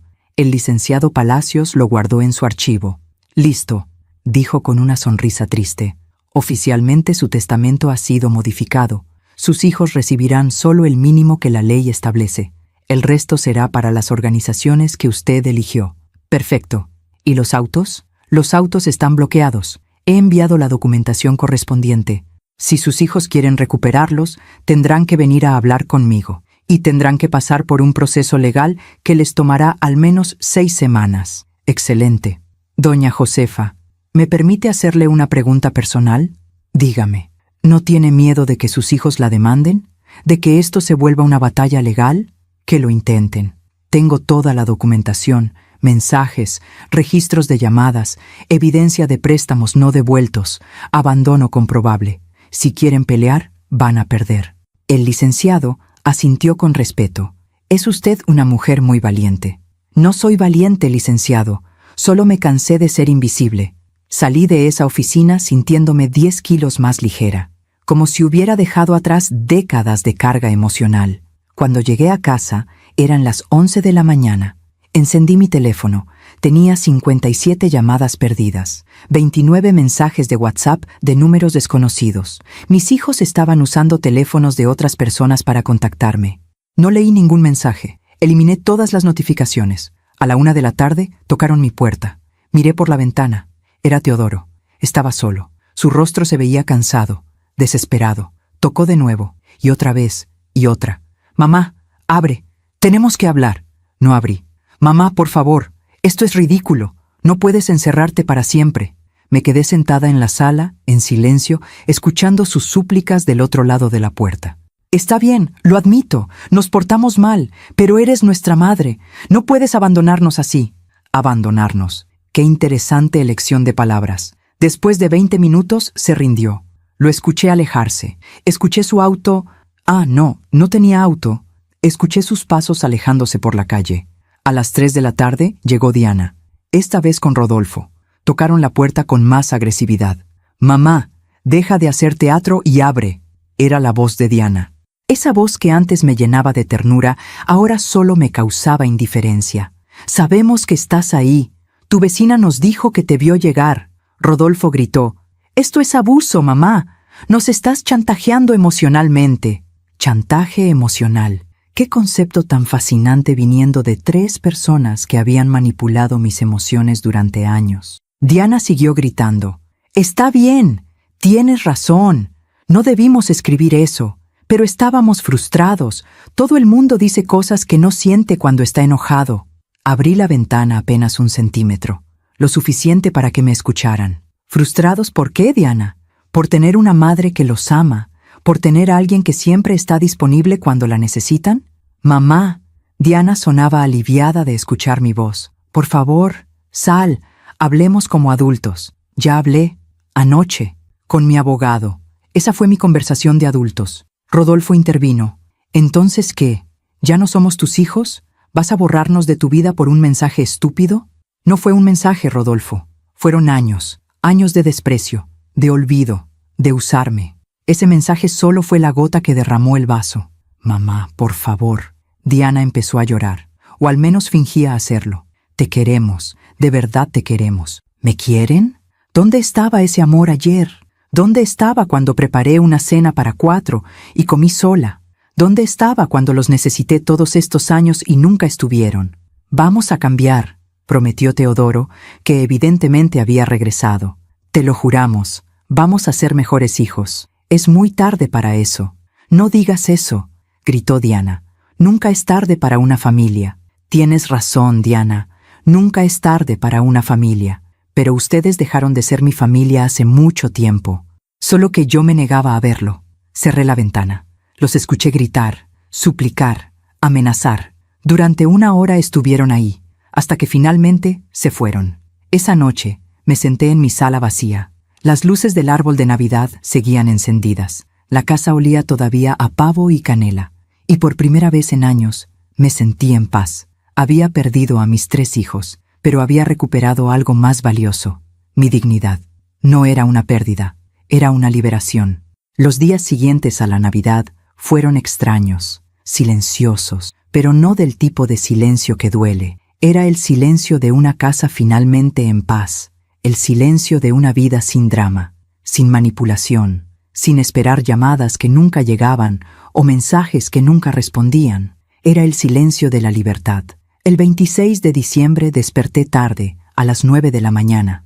No porque tuviera que madrugar para cocinar, limpiar o estar disponible por si alguien me necesitaba. Desperté cuando mi cuerpo lo decidió. Preparé café solo para mí. Desayuné las sobras de la cena navideña sentada en el patio, viendo los pájaros que visitaban el árbol de mangos. No revisé mi teléfono. No esperé mensajes. No sentí culpa por no estar disponible. Por primera vez en años, simplemente existí para mí misma. Esa tarde, empecé a empacar las cosas de mis hijos que aún estaban en mi casa, cajas de recuerdos que habían dejado temporalmente y que se habían convertido en permanentes. Ropa vieja, juguetes de cuando eran niños, fotografías, diplomas. Cada objeto era una memoria, pero ya no eran memorias que me traían alegría. Eran recordatorios de personas que ya no existían, porque los niños que había criado con tanto amor se habían convertido en adultos que no reconocía. Empaqué todo con cuidado, no por ellos, por mí, porque yo no era como ellos. Yo no destruía, yo no desechaba, yo respetaba el pasado, aunque el presente me hubiera lastimado. El 27 de diciembre recibí una llamada del licenciado Palacios. «Doña Josefa, buenos días. ¿Cómo se encuentra?» «Bien, licenciado. Muy bien, de hecho. Me da gusto escuchar eso. Le llamo porque sus hijos vinieron a mi oficina ayer». «¿Los 3?» «Los 3. Querían hablar sobre los autos. Y también, bueno, querían saber si era posible revertir el cambio en el testamento». «¿Y qué les dijo?» «Les dije la verdad, que el testamento es su decisión y solo usted puede modificarlo, y que los autos permanecerán bloqueados hasta que usted decida lo contrario». «¿Cómo reaccionaron?» Teodoro intentó ser diplomático. Dijo que entendía que usted estaba dolida, que querían arreglar las cosas. Rodolfo fue más directo. Me amenazó con demandarlo por conspiración o algo así. Tuve que recordarle que yo solo soy el ejecutor de sus decisiones, no el autor. Y Diana lloró. Mucho. Diana siempre ha sido buena actriz. El licenciado guardó silencio un momento. Luego dijo: Doña Josefa, me pidieron que le diera un mensaje. ¿Qué mensaje? Que están dispuestos a hacer lo que sea necesario para recuperar su confianza. Que quieren hablar con usted. Que les dé una oportunidad. ¿Y usted qué opina, licenciado? Mi opinión como abogado es que usted tiene todo el derecho legal de mantener su decisión. Mi opinión como persona, bueno, eso ya es más complejo. Son sus hijos, y a pesar de todo, usted los ama. Eso lo puedo ver. Los amé, licenciado. Pasado. Amé a los niños que fueron, pero esos adultos que están ahora, no los reconozco. Y sobre todo, no confío en ellos. Lo entiendo. ¿Qué quiere que les diga si vuelven? Dígales que si quieren hablar conmigo, saben dónde vivo, pero que no voy a abrirles la puerta solo porque ahora sí me necesitan, que tendrán que demostrar con acciones, no con palabras, que realmente han cambiado. Se lo haré saber. Después de colgar, me quedé pensando en las palabras del licenciado. ¿Los amaba todavía? Era una pregunta difícil. El amor de madre no desaparece así como así, pero se transforma, se endurece, se protege a sí mismo. Yo ya no era la madre ingenua que perdonaba todo. Era una mujer que había aprendido que el amor sin respeto es maltrato y que el perdón sin cambio es complicidad. El 28 de diciembre, algo cambió en mi interior. Fue sutil, pero profundo. Estaba regando las plantas del jardín cuando me di cuenta de que sonreía. No por algo específico, solo sonreía. Mi cuerpo se sentía ligero. Mis hombros ya no cargaban ese peso invisible que había llevado durante años. La culpa había desaparecido. Durante décadas, cada vez que ponía límites, sentía culpa. Cada vez que decía no, me cuestionaba si estaba siendo egoísta. Cada vez que priorizaba mi bienestar sobre las demandas de mis hijos, me sentía como una mala madre. Pero ahora entendía algo fundamental. Ser buena madre no significa anularse, significa enseñar. Y a veces, la mejor enseñanza es dejar que las consecuencias hablen por sí solas. Esa tarde, tomé una decisión que nunca pensé que tomaría. Llamé a una agencia de viajes. Buenas tardes, ¿en qué puedo ayudarle? Quiero reservar un viaje, para una persona, a algún lugar con playa, para mediados de enero. Perfecto. ¿Tiene algún destino en mente? Sorpréndame. Solo quiero un lugar tranquilo, con vista al mar, donde pueda descansar sin que nadie me moleste. La agente se rió suavemente. Creo que tengo exactamente lo que necesita. Me ofreció un paquete a Puerto Vallarta, una semana en un hotel pequeño frente a la playa, todo incluido. Había una promoción para la tercera edad. Lo tomo, dije sin pensarlo 2 veces. Excelente. ¿Pagará con tarjeta? Sí. Di mis datos, confirmé la reservación, y cuando colgué, me sentí como una adolescente planeando su primera aventura. Iba a hacer algo solo para mí, sin consultar con nadie, sin pedir permiso, sin sentirme culpable. El 29 de diciembre, mis hijos hicieron un último intento desesperado. Llegaron juntos a mi casa. Los vi desde la ventana. Traían una caja grande envuelta en papel de regalo. Se veían nerviosos, incómodos. Tocaron la puerta. Mamá, sabemos que estás ahí. Por favor, danos 5 minutos. Era la voz de Teodoro. No respondí. Mamá, te trajimos un regalo. Es un gesto de disculpa. Por favor, al menos ábrete para dártelo. Diana habló. Mamá, hemos estado pensando, y tienes razón. Nos portamos horrible contigo. Queremos compensarte. Compensarme. Como si años de abandono pudieran compensarse con una caja envuelta. Abrí la puerta. Solo un poco. Lo suficiente para verlos, pero no para invitarlos a pasar. Los 3 me miraron con expresiones que intentaban parecer arrepentidas, pero yo ya conocía sus máscaras. 5 minutos, dije. Hablen. Teodoro se aclaró la garganta. Mamá, queríamos disculparnos formalmente. Lo que escribimos en el chat fue cruel e injustificable. Estábamos frustrados, pero eso no es excusa. Y lo de no ir a tu cena, no tenemos perdón. Exacto, añadió Rodolfo. No tenemos perdón, pero queremos que sepas que vamos a cambiar. De verdad. Diana extendió la caja hacia mí. Te compramos esto. Es una tablet, para que puedas videollamarnos más fácil, para que estemos más conectados. Miré la caja. No la tomé.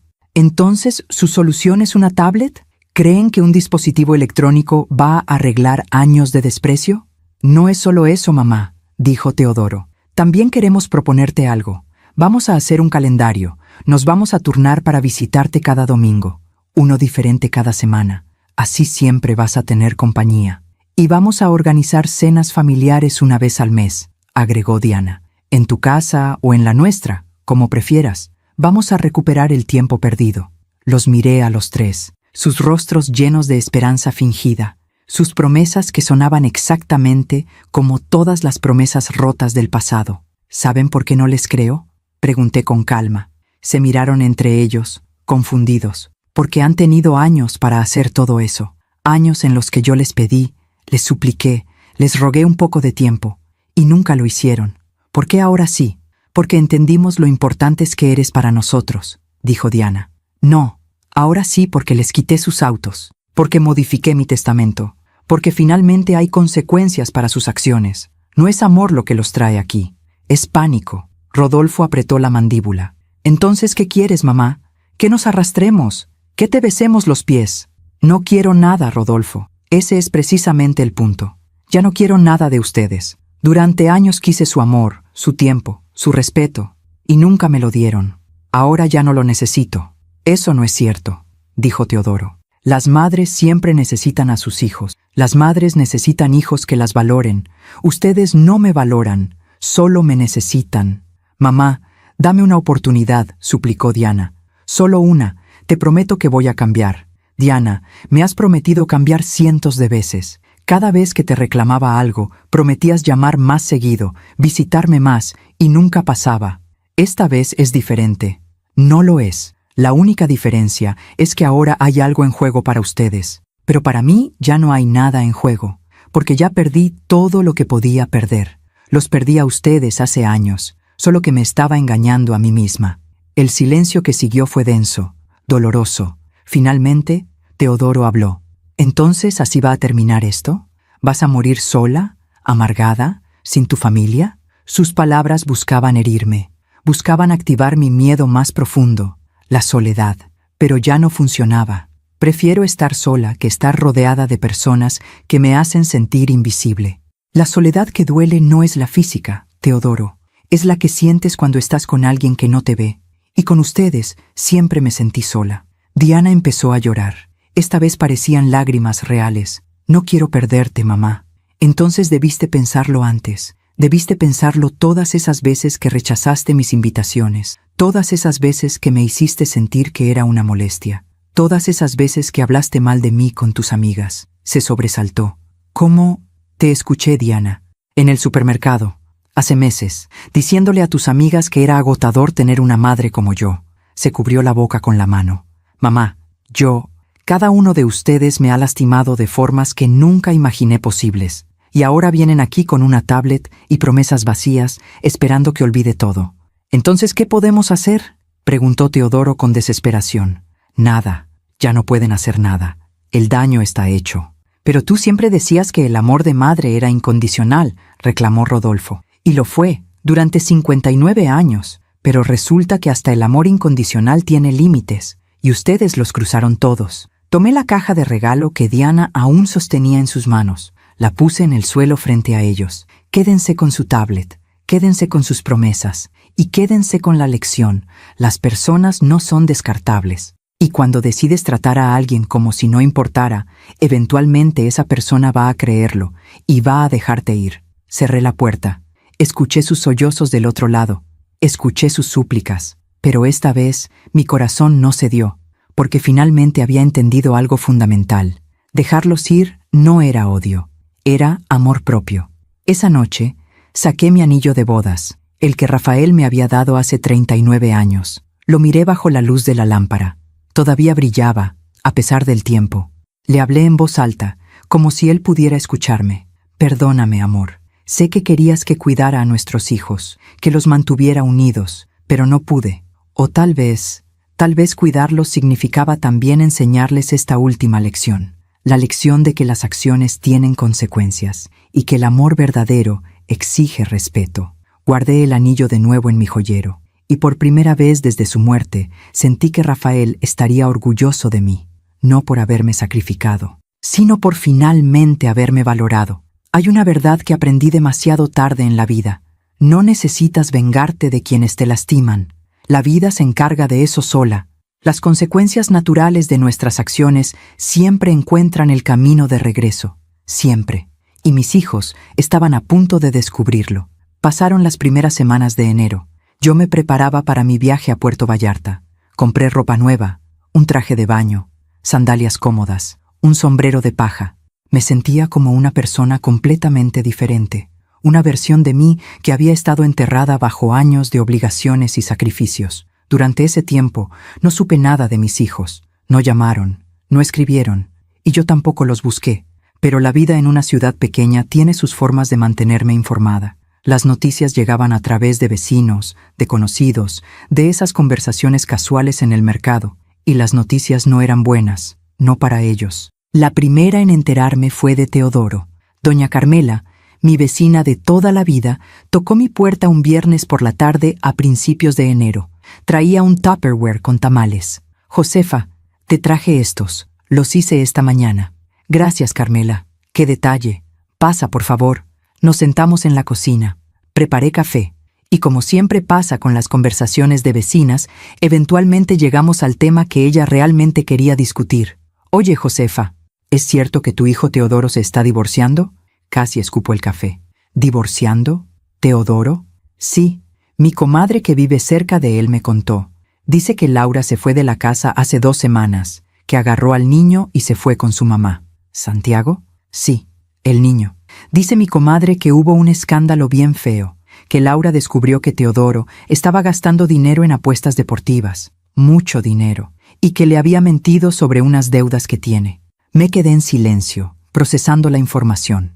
También dice que Teodoro anda muy mal, que lo han visto borracho en bares, que perdió un contrato importante en el trabajo porque llegó crudo a una junta con clientes. ¿Tu hijo siempre fue tan responsable? ¿Qué le pasó? No lo sé, Carmela, pero sí sabía. Sabía exactamente qué le había pasado. Durante años, Teodoro había construido una vida basada en apariencias, en proyectar éxito, en fingir que todo estaba perfecto. Pero las grietas siempre terminan por abrirse, y ahora, sin el auto que yo le había bloqueado, sin la red de seguridad que representaba saber que su madre siempre estaría ahí para rescatarlo, todo su castillo de naipes se estaba derrumbando. 2 días después, me enteré de Rodolfo. Estaba en el banco cuando escuché a 2 mujeres hablando en la fila. Y dice mi hijo que Rodolfo Tonantzin está en un lío tremendo, que le deben dinero a medio mundo, que intentó sacar un préstamo y se lo negaron porque tiene pésimo historial crediticio. ¿El hijo de Josefa? Ese muchacho siempre se veía tan próspero. Pura fachada, comadre. Resulta que el negocio que tenía quebró hace meses y ahora está tratando de vender cosas para pagar deudas, pero nadie le compra nada porque todos saben que está desesperado. ¿Y su esposa? Ah, su esposa.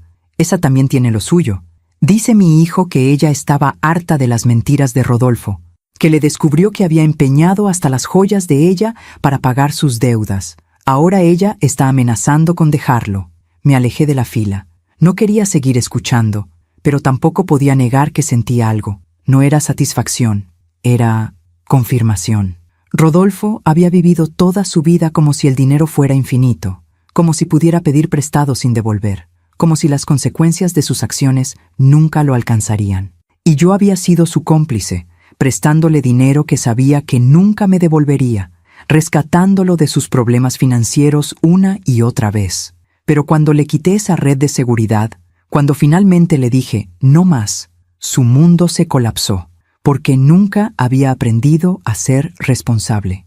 Nunca había tenido que enfrentar las consecuencias reales de sus decisiones, y ahora las estaba enfrentando todas de golpe.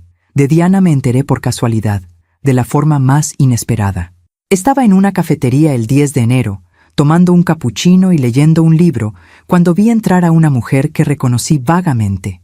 Era una de las amigas de Diana, la que había estado con ella aquella vez en el supermercado. Se sentó en la mesa de al lado con otra mujer, y como no me reconocieron, hablaron libremente. ¿Ya supiste de Diana Tonantzin?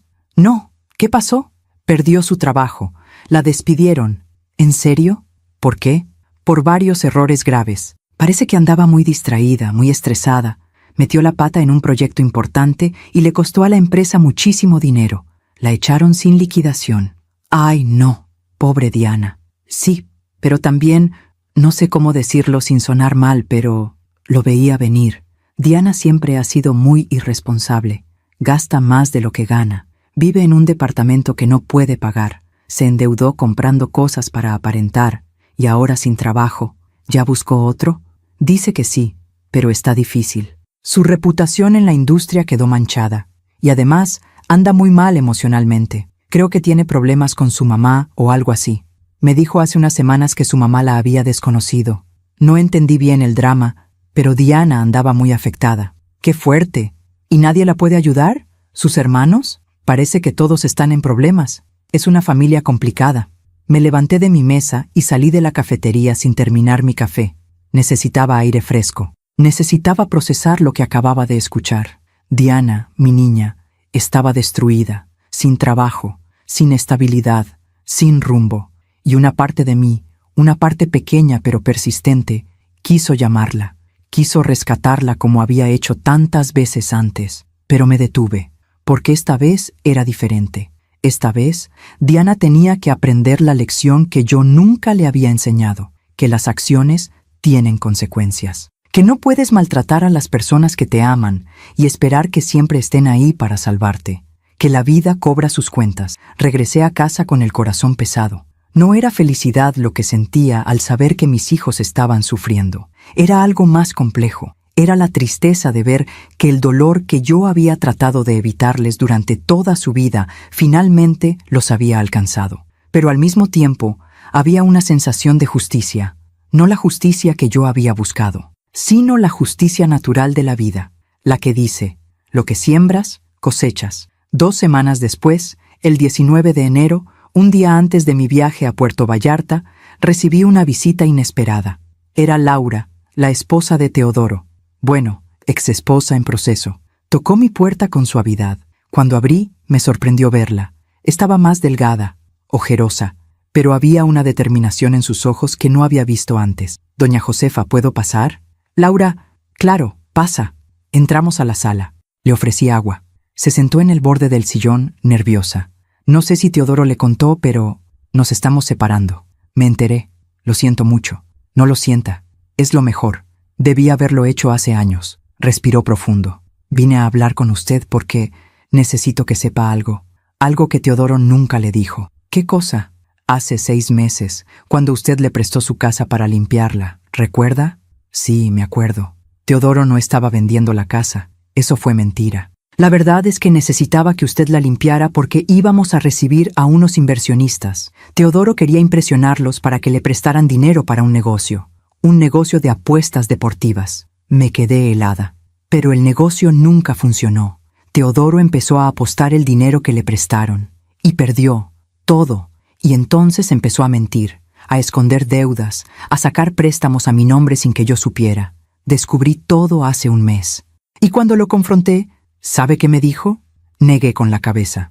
Me dijo que su mamá siempre lo rescataba cuando tenía problemas, que usted le perdonaba todo, que eventualmente usted le iba a ayudar con las deudas porque eso hacen las madres, que yo estaba exagerando. Las lágrimas comenzaron a rodar por mis mejillas, pero entonces usted cambió su testamento y bloqueó los autos, y Teodoro se dio cuenta de que ya no tenía a dónde correr, y se derrumbó, completamente. Empezó a beber, a llegar tarde al trabajo, a ser irresponsable con Santiago, y yo ya no podía más. Laura, yo no sabía. Usted no tiene la culpa, doña Josefa. Al contrario, creo que usted hizo lo correcto. Teodoro necesitaba tocar fondo, necesitaba aprender que sus acciones tienen consecuencias. Yo solo vine a decirle eso, y a agradecerle. ¿Agradecerme? Sí, porque lo que usted hizo me dio el valor de hacer lo mismo, de poner límites, de no seguir siendo cómplice de su irresponsabilidad. Se levantó del sillón. Solo quería que supiera la verdad. Teodoro está mal, pero es consecuencia de sus propias decisiones, no de las suyas. La acompañé a la puerta. Antes de irse, se giró. Una cosa más. Santiago pregunta por usted. Dice que extraña a su abuela. Mi corazón se estrujó. ¿Puedo verlo? Por supuesto, cuando usted quiera. Usted no tiene la culpa de lo que pasó entre Teodoro y yo. Y Santiago la ama. Se fue dejándome con más preguntas que respuestas. Esa noche no pude dormir. Pensé en mis 3 hijos, en cómo cada uno estaba enfrentando las consecuencias de años de decisiones equivocadas. Teodoro había apostado su vida creyendo que siempre habría alguien que lo rescatara. Ahora estaba solo, enfrentando deudas que no podía pagar y una reputación destruida. Rodolfo había vivido de préstamos y mentiras. Ahora nadie confiaba en él, ni siquiera su propia esposa. Diana había construido su vida en apariencias. Ahora todo era real. El desempleo, las deudas, la soledad, y ninguna de esas consecuencias venía de mí. Venían de ellos mismos, de las decisiones que habían tomado, de los puentes que habían quemado, de las personas que habían usado y desechado. Yo solo había dejado de amortiguar su caída, y al hacerlo, les había permitido finalmente tocar suelo. Ese suelo duro, doloroso, pero necesario para poder levantarse de verdad. Alguna vez me llamaron loca. Años después, vi ese mismo vacío en sus miradas mientras estaban solos enfrentando las consecuencias de sus propias decisiones. La vida siempre cobra sus deudas, siempre. Y no necesita mi ayuda para hacerlo. Solo necesita tiempo y paciencia y la certeza de que tarde o temprano el equilibrio se restablece. Al día siguiente partí a Puerto Vallarta, con una maleta ligera, un corazón más ligero aún, y la paz de saber que finalmente, después de años, había hecho lo correcto. No por venganza, por dignidad. Y eso hizo toda la diferencia. Estoy sentada en una terraza frente al mar. El sol de Puerto Vallarta se pone lentamente en el horizonte, pintando el cielo de naranja, rosa y morado. Las olas rompen suavemente contra la arena. Una brisa cálida acaricia mi rostro. Y por primera vez en décadas, me siento completamente en paz. Han pasado 3 meses desde aquella Nochebuena. 3 meses desde que comí sola frente a una mesa llena de comida que nadie vino a compartir. 3 meses desde que leí esas palabras crueles que destruyeron una ilusión y, paradójicamente, me liberaron. Bella chata, ninguém aguenta você. Vai comer sozinha mesmo. A veces todavía escucho esas palabras en mi mente, pero ya no me duelen como antes. Ahora son simplemente un recordatorio. Un recordatorio de que a veces el rechazo más doloroso es el que necesitamos para despertar, para abrir los ojos, para darnos cuenta de que hemos estado viviendo una mentira. La mentira de que el amor de madre es suficiente, de que si amas lo suficiente, das lo suficiente, te sacrificas lo suficiente, eventualmente serás correspondida, valorada, amada de regreso. Pero no es así, y esa es una verdad que todas las madres deberíamos aprender. No podemos obligar a nadie a amarnos, ni siquiera a nuestros propios hijos. Durante mi semana en Puerto Vallarta hice cosas que nunca había hecho. Caminé por la playa al amanecer, sintiendo la arena entre mis dedos. Leí 3 libros sentada bajo una palapa. Tomé clases de yoga. Comí mariscos frescos sin preocuparme por el precio. Conversé con otras mujeres de mi edad que también viajaban solas, cada una con su propia historia de liberación. Y me di cuenta de algo fundamental. No estaba sola. Estar sola y sentirse sola son 2 cosas completamente diferentes. Durante años, rodeada de mis hijos, me sentí profundamente sola. Pero ahora, físicamente sola en una playa a cientos de kilómetros de mi casa, me sentía acompañada. Acompañada por mí misma. Y eso era suficiente. Cuando regresé a casa, encontré 3 cajas en mi porche. Reconocí la letra en las etiquetas. Eran las cosas que había empacado de mis hijos. Se las había enviado por paquetería, no como un acto de crueldad, sino como un acto de cierre. Ellos necesitaban recuperar sus recuerdos, y yo necesitaba liberar espacio en mi casa y en mi corazón. También encontré cartas, una de cada uno. Las leí con calma, sentada en mi sala, con una taza de té entre mis manos. La carta de Teodoro era larga. Hablaba de su divorcio, de sus problemas, de cómo había tocado fondo, y al final decía: «Mamá, tenías razón en todo. Necesitaba esto, necesitaba caer para entender lo que había hecho. Estoy en terapia, estoy luchando con mis adicciones, estoy tratando de ser un mejor padre para Santiago. Y algún día, espero poder ser un mejor hijo para ti. No te pido que me perdones ahora, solo te pido que sepas que finalmente entendí. Gracias por no rescatarme esta vez. Fue el acto de amor más difícil que pudiste hacer, y el que más necesitaba. Lloré al leer esa carta, no de tristeza, sino de esperanza. Teodoro estaba cambiando, no por mí, sino por él mismo, y eso era lo único que importaba. La carta de Rodolfo era más corta, más directa. Mamá, te debo una disculpa que no sé cómo expresar. Te usé durante años, te vi como un banco, no como una persona, y cuando finalmente me dijiste que no, me enojé. Pero ahora entiendo. Mi esposa me dejó, perdí casi todo, pero estoy reconstruyendo. Empecé de cero, conseguí un trabajo humilde, pero honesto. Estoy pagando mis deudas, una por una, y te voy a pagar lo que te debo, aunque me tome años, porque eso es lo correcto, y porque finalmente entendí que ser hombre no significa tener éxito, significa tener palabra. Perdóname, mamá. Y gracias por no ser cómplice de mi irresponsabilidad. También lloré con esa carta. Rodolfo estaba aprendiendo. A los 33 años, estaba aprendiendo lecciones que debió haber aprendido a los 20. Pero más vale tarde que nunca. La carta de Diana era la más emotiva. Mamá, pasé toda mi vida tratando de impresionar a gente que no importaba. Construí una versión de mí misma basada en apariencias, en likes, en validación externa. Y en ese proceso, olvidé a la persona que siempre estuvo ahí. A ti. Te di por sentada. Te traté como si fueras un mueble más de mi vida. Algo que siempre estaría ahí, sin importar cuánto lo descuidara. Perdí mi trabajo, perdí mi departamento, perdí casi todo lo que creía que me definía. Y en ese vacío, finalmente me di cuenta de lo que realmente importaba. Las personas, las relaciones verdaderas, el amor que no pide likes ni validación. Solo existe. Estoy reconstruyendo mi vida. Volví a estudiar. Conseguí un trabajo sencillo en una librería. Y por primera vez en años, soy genuinamente feliz, porque dejé de pretender. Mamá, no sé si algún día me perdonarás, pero quiero que sepas que te entiendo y que te amo, de verdad. No el amor condicionado que te mostré antes, sino el amor real, el que duele cuando te das cuenta de cuánto daño causaste. Gracias por enseñarme la lección más dura y la más necesaria. Guardé las 3 cartas en mi cajón. No respondí, todavía no, porque algunas cosas necesitan tiempo.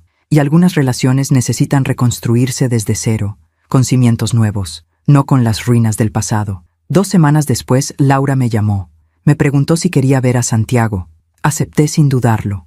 Nos encontramos en un parque. Cuando Santiago me vio, corrió hacia mí con esos bracitos abiertos, me abrazó con la fuerza de sus 6 años, y en ese abrazo sentí algo que no había sentido en meses. Amor puro, sin condiciones, sin manipulación. Sin expectativas. Abuela, te extrañé mucho. Yo también te extrañé, mi amor. Pasamos la tarde jugando. Laura me contó que Teodoro estaba progresando en su tratamiento, que había conseguido un nuevo trabajo, más modesto, pero más estable, que estaba siendo un padre presente para Santiago. No sé si algún día volveremos a estar juntos, me dijo Laura, pero sé que Teodoro está cambiando. De verdad, y gran parte de eso es gracias a usted. No es gracias a mí. Es gracias a él, a su decisión de enfrentar sus problemas. Pero usted lo empujó a hacerlo. Usted le quitó la red de seguridad, y eso le salvó la vida. Esa noche, acostada en mi cama, pensé en todo lo que había pasado, en cómo un solo momento, una sola decisión, en una noche de Navidad, había cambiado el curso de mi vida y de las vidas de mis hijos. Si les hubiera perdonado una vez más, si hubiera ignorado ese mensaje cruel, si hubiera seguido siendo la madre incondicional que siempre fui, nada habría cambiado. Ellos habrían seguido usándome, y yo habría seguido anulándome.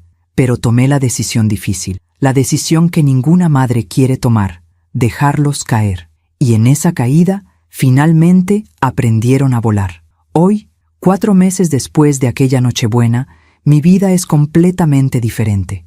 Tengo una rutina nueva. Me levanto temprano y camino por el parque. Desayuno en una cafetería donde he hecho amigas. Voy a clases de pintura los miércoles. Visito a Santiago cada 15 días. Y planeo otro viaje para junio, esta vez a Oaxaca. Mis hijos están en mi vida, pero de una forma diferente, más sana, más equilibrada. Teodoro me llama cada domingo, no para pedirme algo, sino para platicar. Rodolfo me depositó 1,000 pesos el mes pasado. Es una cantidad pequeña, pero es el primer pago de su deuda. Y lo que más importa, es un gesto de responsabilidad. Diana me visitó hace 2 semanas, trajo flores, se disculpó de nuevo, y pasamos la tarde cocinando juntas, sin hablar del pasado, solo disfrutando el presente. No sé si algún día nuestra relación será como yo soñaba. Probablemente no, porque los sueños basados en ilusiones nunca se cumplen. Pero podemos construir algo nuevo, algo real, algo basado en respeto mutuo, en límites claros, en amor genuino. Y eso es suficiente. Si estás escuchando esta historia y te identificas conmigo, quiero decirte algo. No eres egoísta por poner límites. No eres mala madre por negarte a seguir siendo usada. No eres cruel por dejar que las personas enfrenten las consecuencias de sus acciones. A veces, el acto de amor más grande es decir, no más. Es permitir que las personas que amas caigan, para que puedan aprender a levantarse solas. Es valorarte lo suficiente para no aceptar migajas cuando mereces amor completo. Me llevó 59 años aprender esa lección. 59 años de dar, de sacrificarme, de anularme. Pero finalmente lo entendí. El amor sin respeto es maltrato. Y permitir el maltrato no es amor, es complicidad. Hoy me miro al espejo y veo a una mujer diferente. Una mujer con canas que ya no esconde, con arrugas que cuenta con orgullo, con ojos que han llorado, pero que también han aprendido a brillar de nuevo. Veo a una mujer que eligió su dignidad sobre la aprobación, que eligió su paz sobre la culpa, que eligió vivir sobre sobrevivir. Y si mi historia te ayuda a ti, a una sola mujer, a abrir los ojos y darte cuenta de que mereces más, entonces todo valió la pena. Cada lágrima, cada noche en soledad, cada decisión difícil, porque al final no se trata de cuánto amas, se trata de cuánto te amas a ti misma y de tener el valor de defender ese amor, incluso cuando todo el mundo te diga que estás equivocada. Aquella Nochebuena, mis hijos no vinieron a cenar y yo cené sola, rodeada de comida que nadie compartió conmigo. Pero esa noche no fue el final de mi historia, fue el principio de una vida donde finalmente me puse a mí misma primero, donde mis necesidades importaron tanto como las de los demás, donde mi felicidad dejó de depender de la validación de personas que no sabían valorarme. Fue el principio de mi verdadera vida.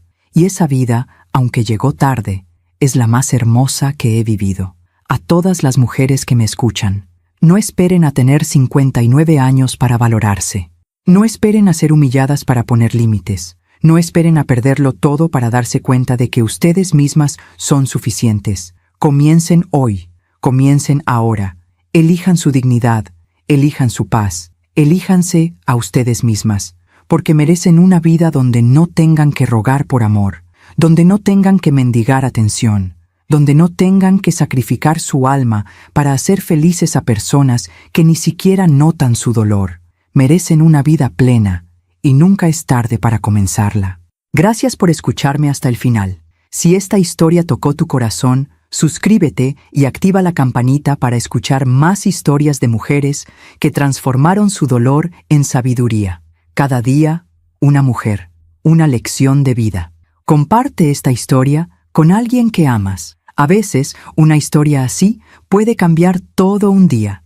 Que Dios te bendiga y hasta la próxima.